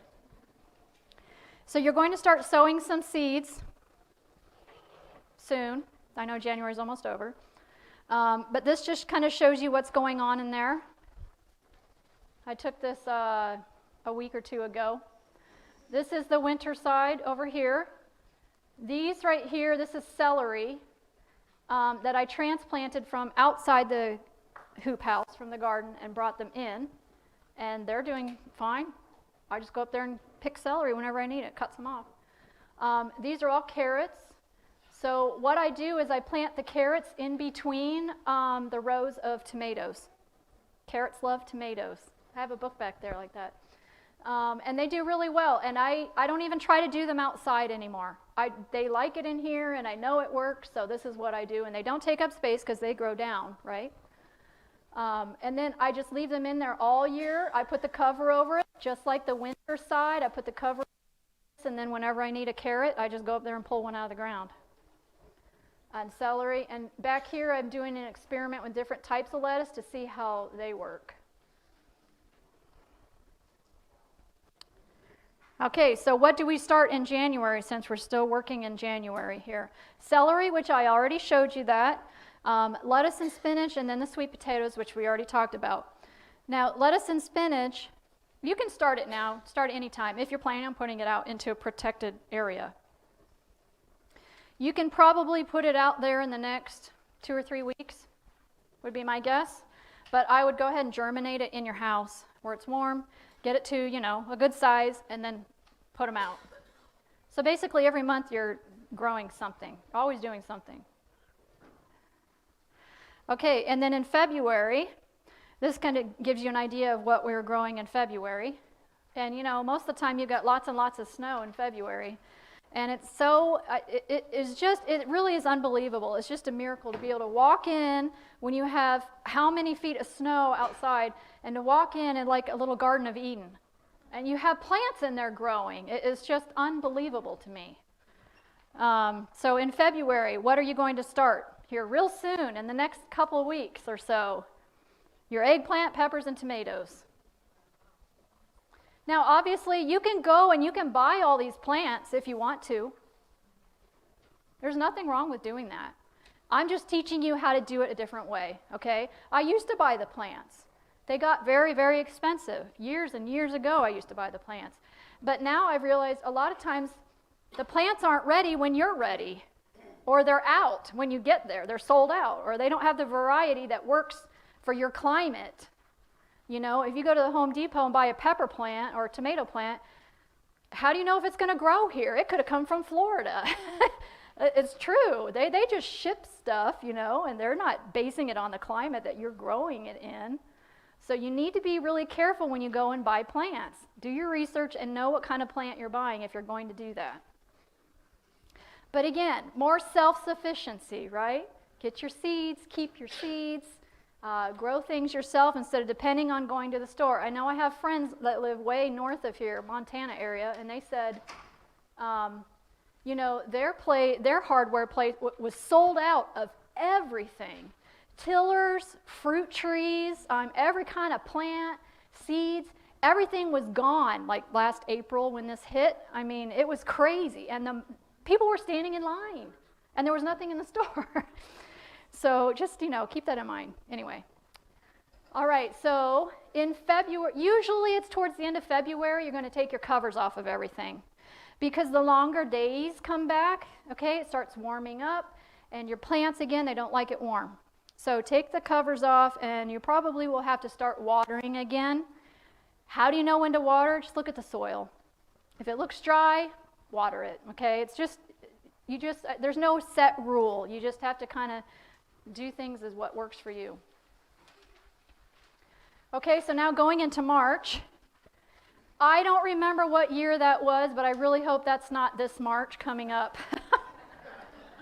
That's discouraging, isn't it? When I look at, I need to change that picture. Okay, so here's what's growing in March in here. This is the same bed, so I've taken pictures of the same one so that everybody can see the stuff is still alive, it's still growing. This is the same bed taken from a different angle. Same bed, okay, and that's just a variety of different greens. Okay, so in March, what do you do in March? In March, you can start your onion, your peas, your beets, your cabbage, your broccoli, you know, all of these. You can start them earlier if you want to. So if you're planning on putting a cabbage plant or a broccoli plant in your hoop house, which maybe you want to try that, start it now. And then put it out there in about a month when it's about, you know, that big. Transplant it a couple times and then put it out. But if this is for you, these right here, cabbage, broccoli, and cauliflower, if you're planning on putting these out into your garden and not in the hoop house, then you need to wait until, you know, March. Don't start them now. They'll be too big. April and May, I just kind of put it all together because you just never know what things are going to be like.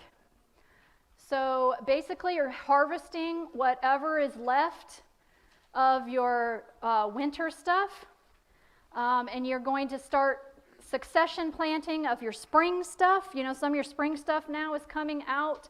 You should have lettuce now. You should have spinach and kale and stuff like that. You should have that you can start bringing out and putting into these other beds that are empty.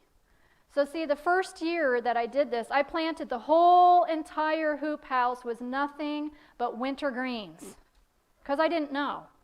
And it was so much food. I was giving it away, which was great.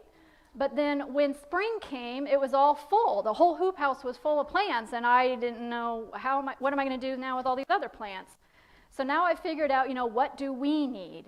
And then I keep the other place free so that I can get it ready for spring. So see, that's why I've got these here, and then you'll prepare your beds to put your other stuff in. And you're hardening off plants over here, bringing your spinach and kale out right up here. These are rain gutters attached to the side. These are the peas in buckets, and they grow up like that. So these are transplants, you know, from the house that have been brought out. So you've always got something new coming in, so you've got a supply of food. That porch you have behind those gutters? Is that what? That porch you have behind those gutters? Oh yeah, we had the mudslide, so we had to put like a wall in there. Yeah.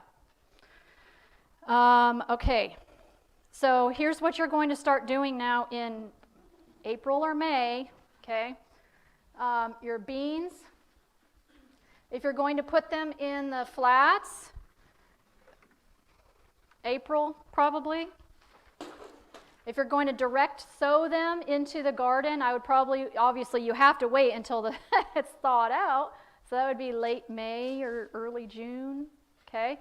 If you're going to do melon, they don't like to be messed with, the roots.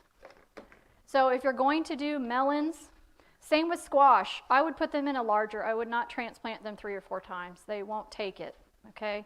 So any type of melon, winter squash, or summer squash, start them in a bigger pot, and then when you transplant them, just be really gentle when you take them out, you know, kind of hold the roots, and then do them that way. That's how I've been doing it.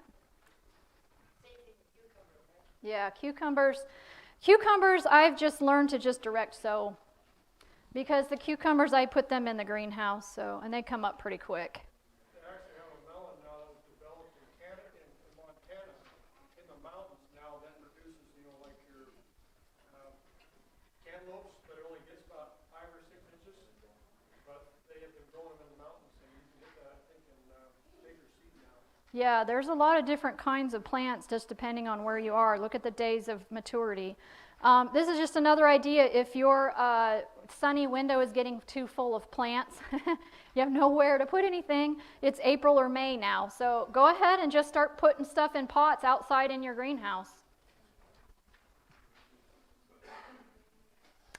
Okay, so then comes June. So what do you do in June? Well, basically your winter stuff is done. Okay, completely done. You're letting it go to seed. You may just save one plant and tie it up to the side, or it'll be flopped over in your walkway here. And to save the seed, and pull everything out and give the soil a little bit of a rest, maybe add some compost to it or whatever, and get ready, because what's going to happen in July? You're going to start planting again right here. It's just a cycle. Yeah, so these are the sweet potatoes in here. This is just a sample, you know, of things that are growing in June. Now, you know, how can you have a pepper in June when you have to start it early? Do you see now? I've had tomatoes in July. That's the earliest I've been able to get tomatoes. I mean, you can see they're green in June, but they're not ready. All right, we already kind of talked about saving seeds, so I'm just going to skip over that there. I will mention, though, this is an onion. So if you get, you could probably get any type of green onion, but make sure it's a cold season onion. They get those big seed heads on the top like that, and they dry out, and then the little black seeds literally just go everywhere, and they will reseed themselves, and then you'll be having green onions all throughout your greenhouse, which is kind of neat, actually. But okay, so here you are into July. So you can see here I've got a planting here that's already coming up.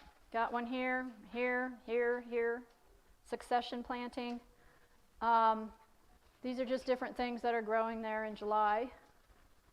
You can start mid to end July. Now, I would probably measure the area that you have and then think about how much food do I need to put in that area, and then divide it up. So if you've got a 20-foot long area and you want to do 5 plantings, you know, you're going to do 4 feet here, 4 feet here, 4 feet here, and that kind of gives you an idea of how many rows of kale, how many rows of spinach, or whatever that you can put in there. Okay, so this is August. This is the same year. So if you can see the difference on the slide there on the left from this, see that? That's just a month. Okay, so I put this in here to show you that this is what I've decided to do that works the best for me, okay? I used to put all the spinach here, all the kale here, all the onions here. Do you see what I'm saying? And then whenever I wanted to go out and harvest something or make a salad, I had to remove the whole entire cover off the whole entire thing to get a little bit of spinach here, and then I'd go get my kale here.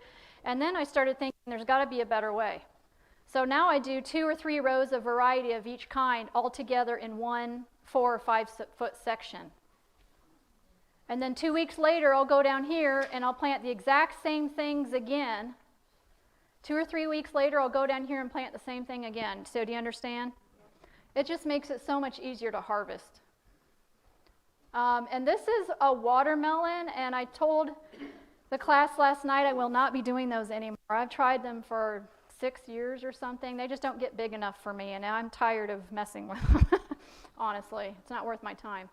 The peppers, these are Horizon orange peppers. They're like candy.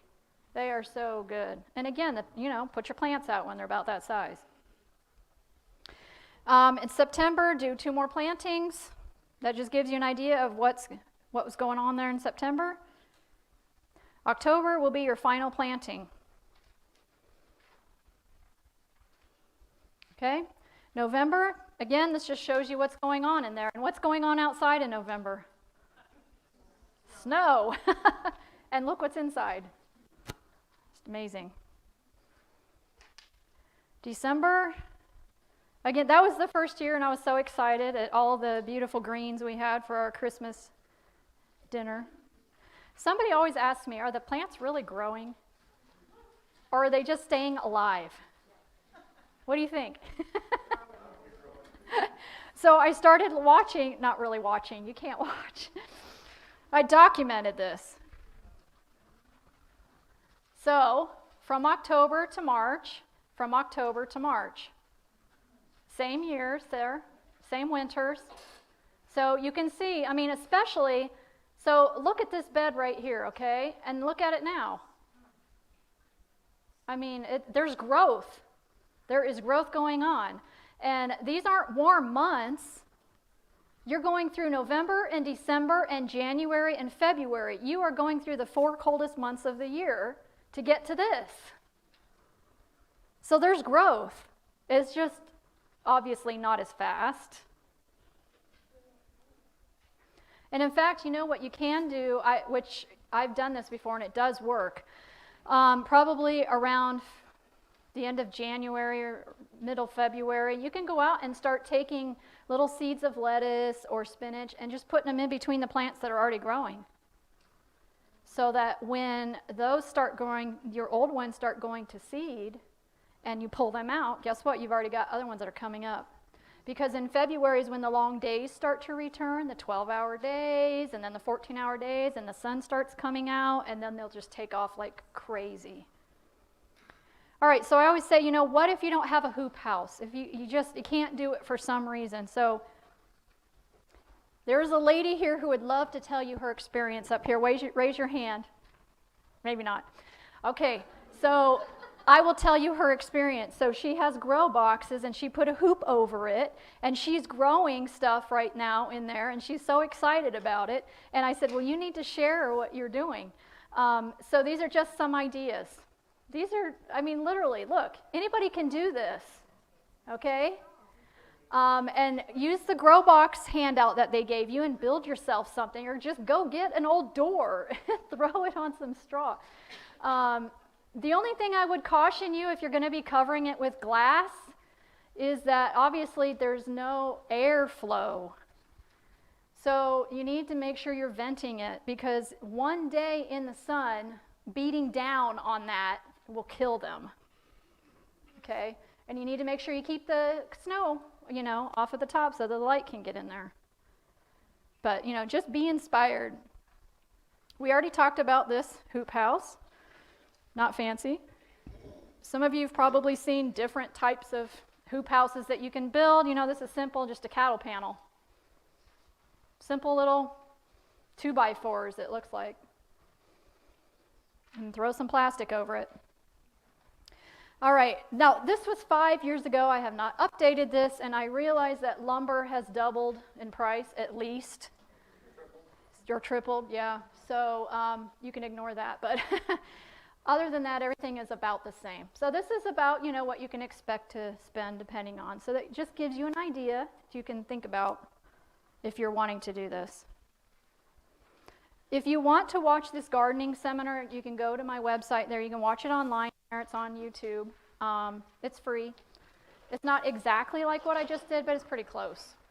So while some of you are taking a break, I can take a few questions, and then we're going to start. Can we start in 5 minutes instead of 10? Because we're running a little bit behind. Is that okay? Well, we do need to take a 5-minute break now. If you do have a question, when we restart, you take a couple questions? Oh, I can do it now. Okay, we'll do it right now. Yeah.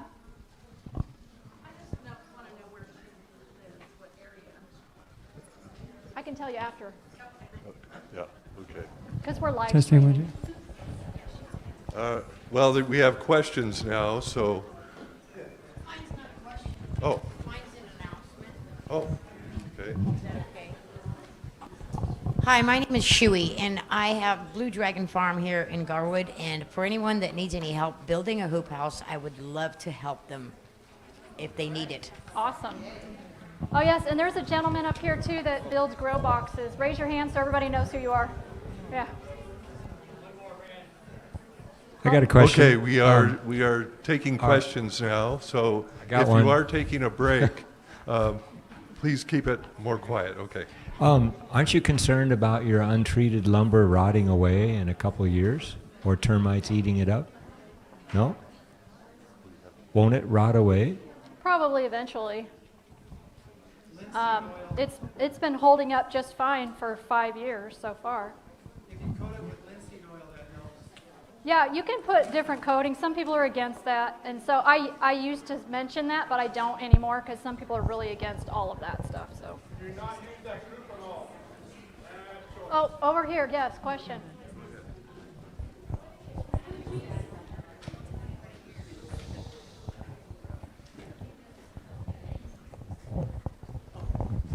What is your strategy for keeping gophers and voles out of your greenhouse?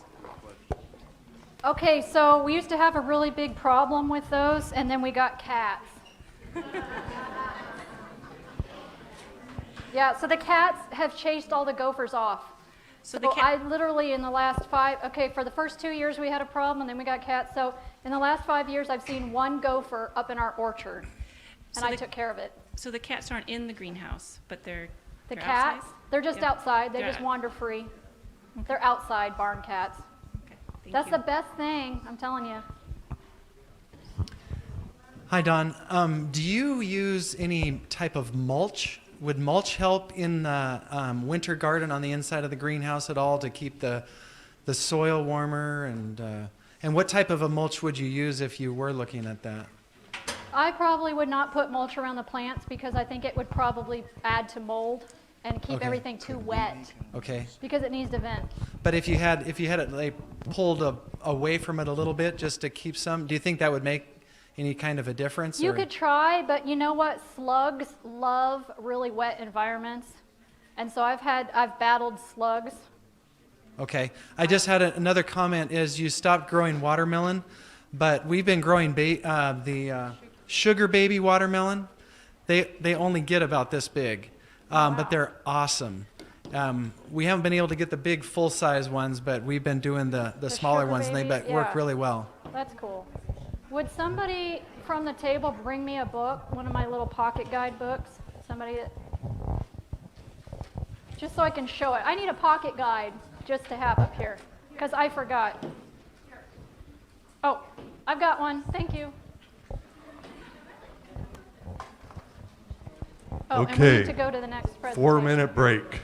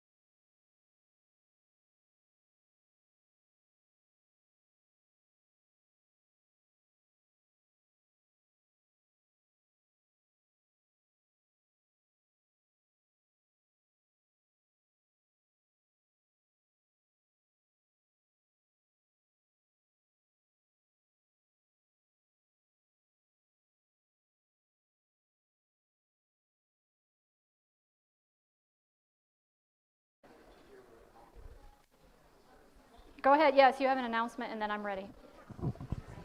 Okay, let's get back in order here so we can begin. But I do want to make an announcement. Some of you may know, some may not know, that we have a very unique education program occurring here. And we have essentially a homeschooling cooperative. And this homeschool cooperative, you'll see a greenhouse over here. This was put together by an adult supervisor, an instructor, and students.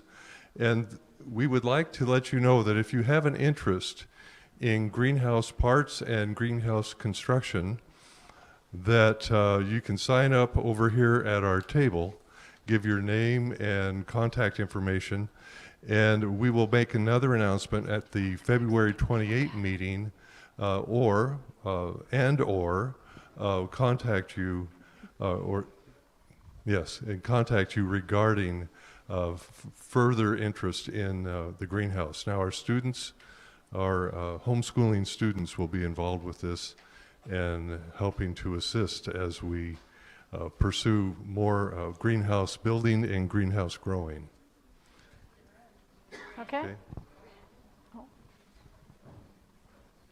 When they go out. There's one other thing I want to say, and that's that as you leave this evening, we're going to have two of our homeschooling cooperative students at the door, and they'll have these nice little convenient bags.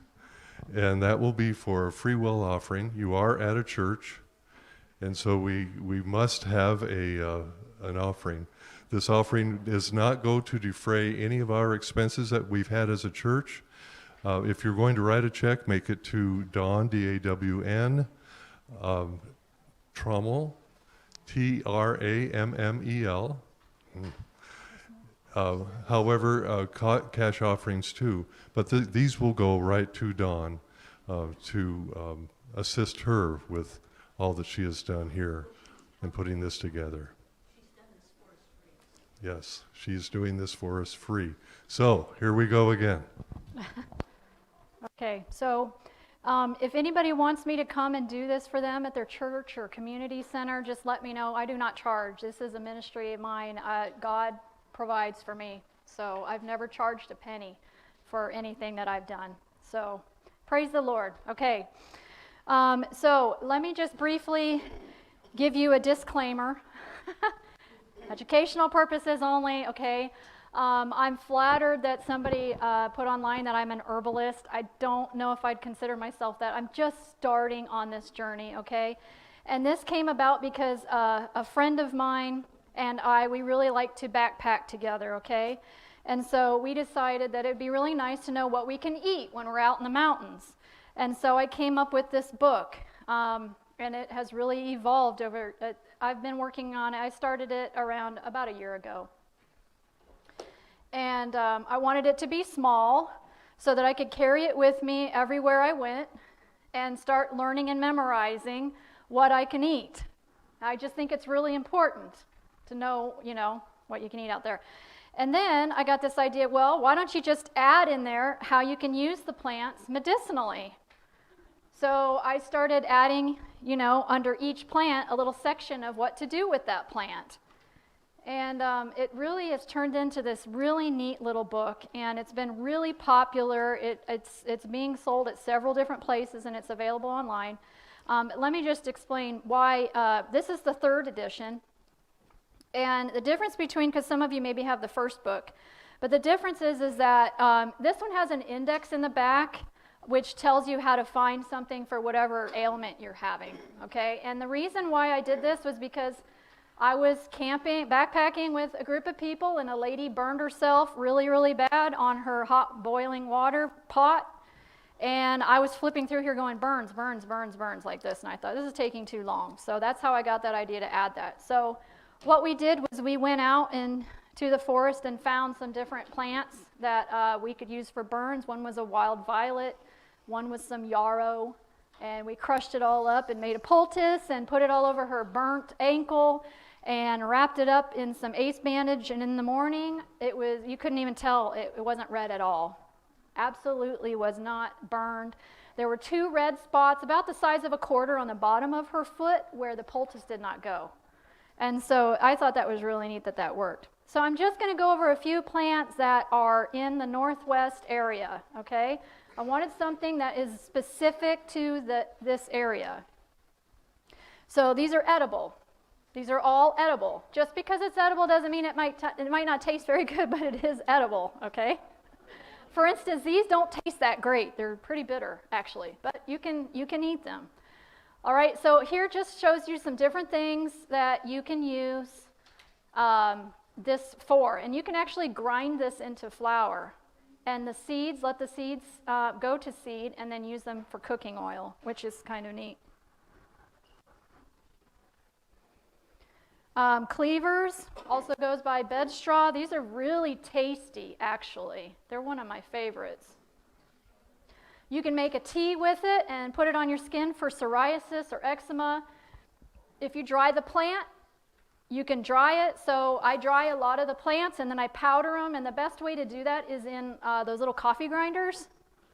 And then make a powder like this. So you use the powder and you can stop bleeding. Okay? So actually, there are several plants in here. If you look under bleeding, it'll tell you which plants are good for that. So what I have done is I have taken a variety of different wild edibles and dried them and powdered them, and then I'll put these into little Ziploc bags, and then that's what I keep in my first aid kit, because then I know that this mixture right here will stop bleeding or whatever it is that you want it for. I mean, if you want something specific to burns, then you can make a little pouch for burns. Probably everybody's seen Kinnick or Bearberry, goes by different names. But again, you can crush the berries here and you can use them for burns and cuts. You can make a tea for it for urinary tract infections. And they grow everywhere. Clover, everybody knows about clover. They're easy to find, but did you know that you can drink the tea for a blood purifier? And again, use the plant, make a poultice for burns, and look what's in it: calcium, potassium, protein, and niacin. So go out this summer or this spring and start collecting clover and dry it. And then you can powder it. In fact, I had a burn about 2 weeks ago, and I looked in my book under burn, and it said the clover. So I took some of these and I made a poultice and I put it right over my burn, and you can't even tell that I had a burn there at all. And it was a bad burn. It went through all the layers of skin. Everybody, oh yeah, I'm going to go over that. Good question. What's a poultice? I'm going to tell you I should have told you at the beginning. So dandelion, you can make a salve, okay? My daughter's selling salves back there. But you can make a salve. Go online if you want to learn how to do that. It's really simple. But, you know, it's just like olive oil and beeswax and then the plant. And you put that on for inflammation on your skin. And again, you know, these plants, the wild plants, are so good for you. They're full of all sorts of vitamins, minerals, nutrients. Has anybody seen the fireweed before? They like to grow way up in the mountains. Did you know you could eat it? Yeah, pretty cool. You can eat the whole entire plant, raw or cooked. So if you have food poisoning, you can make a tea with it and drink that. Everybody's probably seen knapweed in your garden in places where you don't want it. But you can, again, dry it, powder it, and make an ointment for wounds and things. And I know I'm going fast, but these are in the book back there, and I'm just trying to give you just some ideas here. Plantain is everywhere, too. You can just take the raw leaves, and you can eat them. They're better when they're smaller, I'll tell you that. And again, you can crush them up and make them into a paste and make a poultice with it and put it on bites and things like that. Make a salve, an ointment for your wounds. And that's what's in here. That's what I take with me when I go camping now, because plantain is not high in the mountains. Not easy to find out there. So rose hips are what what is on the end of a rose after the rose dies and the petals fall off. This is called the rose hip. You can eat that, and if you look at this, look how much vitamin C is in one rose hip. 350 to 500 milligrams. How many little vitamin C tablets would you have to take to equal that? Yeah, so, and you can make a tea out of the roots. Service berries I've just become familiar with, and actually you can use them just like blueberries. And so we picked some service berries and I just put them in a jar, canned them up. And actually this would be good if you've got a fever, you're not feeling really well. You can use those and you can eat them just like that. You can make a tea with them if you want to. And it's like taking a daily natural vitamin pill. These berries right here that grow wild. This is not marijuana. People always say that. It goes by a couple different names. And this one actually is kind of tasty too. And again, this one will stop bleeding. And it's good for sore throats and flus. Stinging nettles. If you're not sure whether or not a plant is a stinging nettle, the best way to try is just slap it against your arm and then you'll know. It'll be stinging. Then you know. Stinging nettles are very tasty. If you steam them or whatever, they're just kind of like spinach. And they grow everywhere. Okay, and then gloves and long sleeves if you're going to be picking them. Wild violets are very tasty too. And you can make a tea with them and it would help your headaches. Use it like aspirin. Okay, so what are all these terms? What do these mean?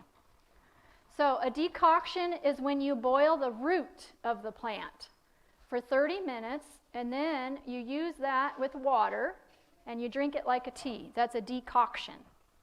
So whenever you look, and I have these explanations in the book here so that you'll know how to do these things. A salve is when you're mashing it and then you add it to some type of an oil and like a beeswax, okay?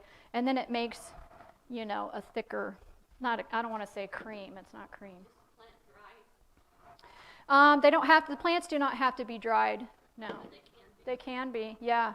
So what we do, in the summer, this is comfrey. We grow our own. So you just get them in the summertime, your comfrey, your plantain, your clover, or whatever, when it's plentiful, and then dry it, put it in jars, so that in the wintertime when you have a little bit more free time, then you can make your salves and your tinctures. I've got some elderberry tincture back there that I made. What was that? Oh yeah, don't till up your comfrey. You want to keep that. Yeah. So a poultice is basically, and I know this isn't a health class, but this is just quick if you're out and you don't know what to do. Just take them and add some water to it, spit in it if you have to, and just make a Band-Aid with it. Okay, mix it up, and that's a poultice. And powdered, I think everybody knows you'd have to dry it first and turn it into a powder. A tea and an infusion are pretty much the same kind of thing. And then a tincture is when you actually take, say like your elderberries, so these are elderberries that we picked, and you put them in a jar with some type of a drawing agent, which could be alcohol or vegetable glycerin. And it draws everything out of the berry, so then you take it. And elderberries, if I had to choose one wild edible that would be the best thing for you, it would be elderberry. It also goes by a different name, Sambicus or something like that. You can buy it in the store. It's really expensive. But if you take, so we made a bunch of this with glycerin, and you just let it sit, and it pulls all the juices out of the berries. You keep it in a dark glass if you can, or in a cupboard where it's cool. The glycerin does not last as long, obviously, as alcohol. If you do a tincture with alcohol, it'll last forever. It will never, ever go bad. But yeah, the glycerin, you keep it in a cooler place. It should last at least a year, maybe 2. But I would take it probably every day, if you could, the elderberry. And the mullein, I forgot to mention this. So the mullein flowers, if you take the little yellow mullein flowers and dry them, and then you put them in some olive oil, this right here is for ear aches and ear infections. So I just keep a little jar of that. I haven't had to use it yet, which I'm thankful for, but you never know. Okay, and so this is the end. So I just want to show you, if you go to my website, you can pick up one of these books or tell somebody about it, but of course you have to pay. I say the shipping is free, but really it's included in the price. So anyway, they're back there tonight. And also I'm supposed to make an announcement, but if you are part of GSF, you know who you are, you will be getting one of my books in the next class that I do for you next weekend. You'll be getting one for your family. But if you want more copies for yourself, you can get them next weekend. And so that's all I have, unless people have questions now. We have a few minutes. Before we start the questions, there's another announcement. Lorraine, the announcement. Tell me again. Okay.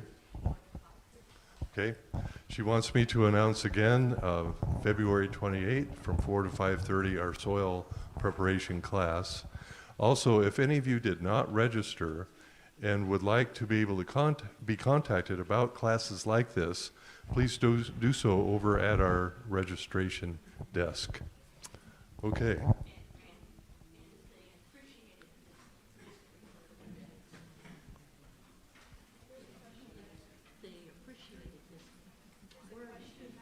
Oh, I've been outside. Okay, questions? Excuse me.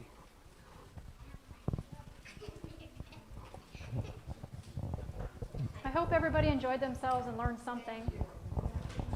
At least one thing.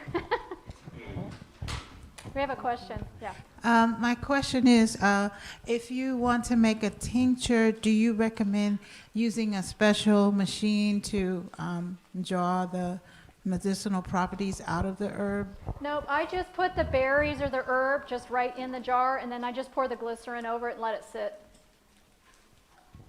It draws it out. The alcohol or the glycerin draws it out. I don't need a special machine.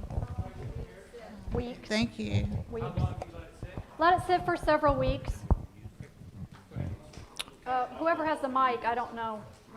Oh, right here. Raise your hand. Yes. I was unaware that there's a cold hardy vegetable seed. Are those just available anywhere? Yeah. Just read on the package. Now, Johnny's Seeds they kind of specialize in that, and I think I have a catalog, but you can go online and they'll give you a free catalog. I tried 3 times. Someone asked what kind of alcohol you're referring to.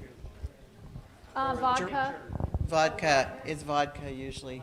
Yeah. I have a question about, is it too late to do the sweet potato slips if I do not want to put them in a hoop house? I don't have one yet. So I'd now? Try it, yeah. Thank you. You're not out anything. A few pennies maybe. I thought I saw somebody over here. Right here, yes. What mullein did you use? Which mullein? Yeah, are you talking the mullein on the tall? The really tall Okay. ones with the yellow flowers that are a pest. Thank you. Oh, and don't use rubbing alcohol for the tincture. No, not rubbing alcohol, no. Regarding the hoop house, I noticed in one of the pictures the plastic was pulled up. At what point, what month roughly do you do that? I know As it soon changes. as it starts getting really hot in there, and all summer long I will roll up the front of the greenhouse. Okay. Every single day. June, July, and August, I will roll it up. In the night, I will roll it down. Okay, all right, thank you. Yep. One of the things I wanted to ask you about the sweet potatoes, now do you put those in the greenhouse all winter? No. You don't? I'm not going to put them out till probably April or May. Yep. Yes, go ahead. What's the proportion of the alcohol and the dried plant? I've heard different things. I think if you just like double the amount, because they're going to soak it up some. So like, if you do a cup of berries, do 2 cups of the alcohol. Wow. Something like that. So yeah, it takes a lot. Now you know why stuff is so expensive, because these berries take a long time to gather and dry. You have to drive around and find an elderberry tree and all that stuff, and everything takes so much time. Anybody else? Just raise your hand. Yes. Are you going to make one of these for mushrooms? I thought about it, but I don't know enough about them. I'm afraid. I want to learn about them. Yeah, that would be neat. Have you grown potatoes or garbanzo like that? No. So have I grown garbanzo beans, pinto beans? No, because to me it takes too much space. And you have to, dry them and save. To me, it's easier just to go buy a 50-pound bag of beans. On your tinctures, when you do the berries, you have to dry them first, or can you use fresh berries? Fresh. Yep, you can use them fresh. Who's next? Just raise your hand. Oh, yeah. Can you use cold hardy seeds in the summertime too? You could, but I don't know how well it would do because the heat would probably make it go to seed early. So yeah, if you're going to grow lettuces and broccoli, lettuce and spinach, try to get a variety that is good for the summer because lettuce and spinach likes it cool. Yeah. Any other questions? Awesome. I guess I did all right then, huh? Okay. Can we have, please, a round of applause for our presentation? Thank you. We sincerely want to thank Dawn for what she has done, and we have one more question. Have you grown whole wheat or any other kind of grain berry? No, it takes up too much space. You'd have to have fields with lots of sunlight, no trees, and you'd have to have machinery to harvest it. For me, it's easier just to buy that kind of stuff because it lasts. It stores forever if you do it right. Okay, Pastor. Well, we're grateful for everyone being here, and I would like to take a moment to pray with you. Shall we? Yes. Gracious Father in heaven, and we want to thank you for all the blessings you've given us, and we ask, Lord, for your blessing upon every family that has attended, and even those watching online through the internet. And we're just thankful, Lord, for Dawn to be here. Bless everyone, Lord, in their efforts to grow their own food. In Jesus' name, amen.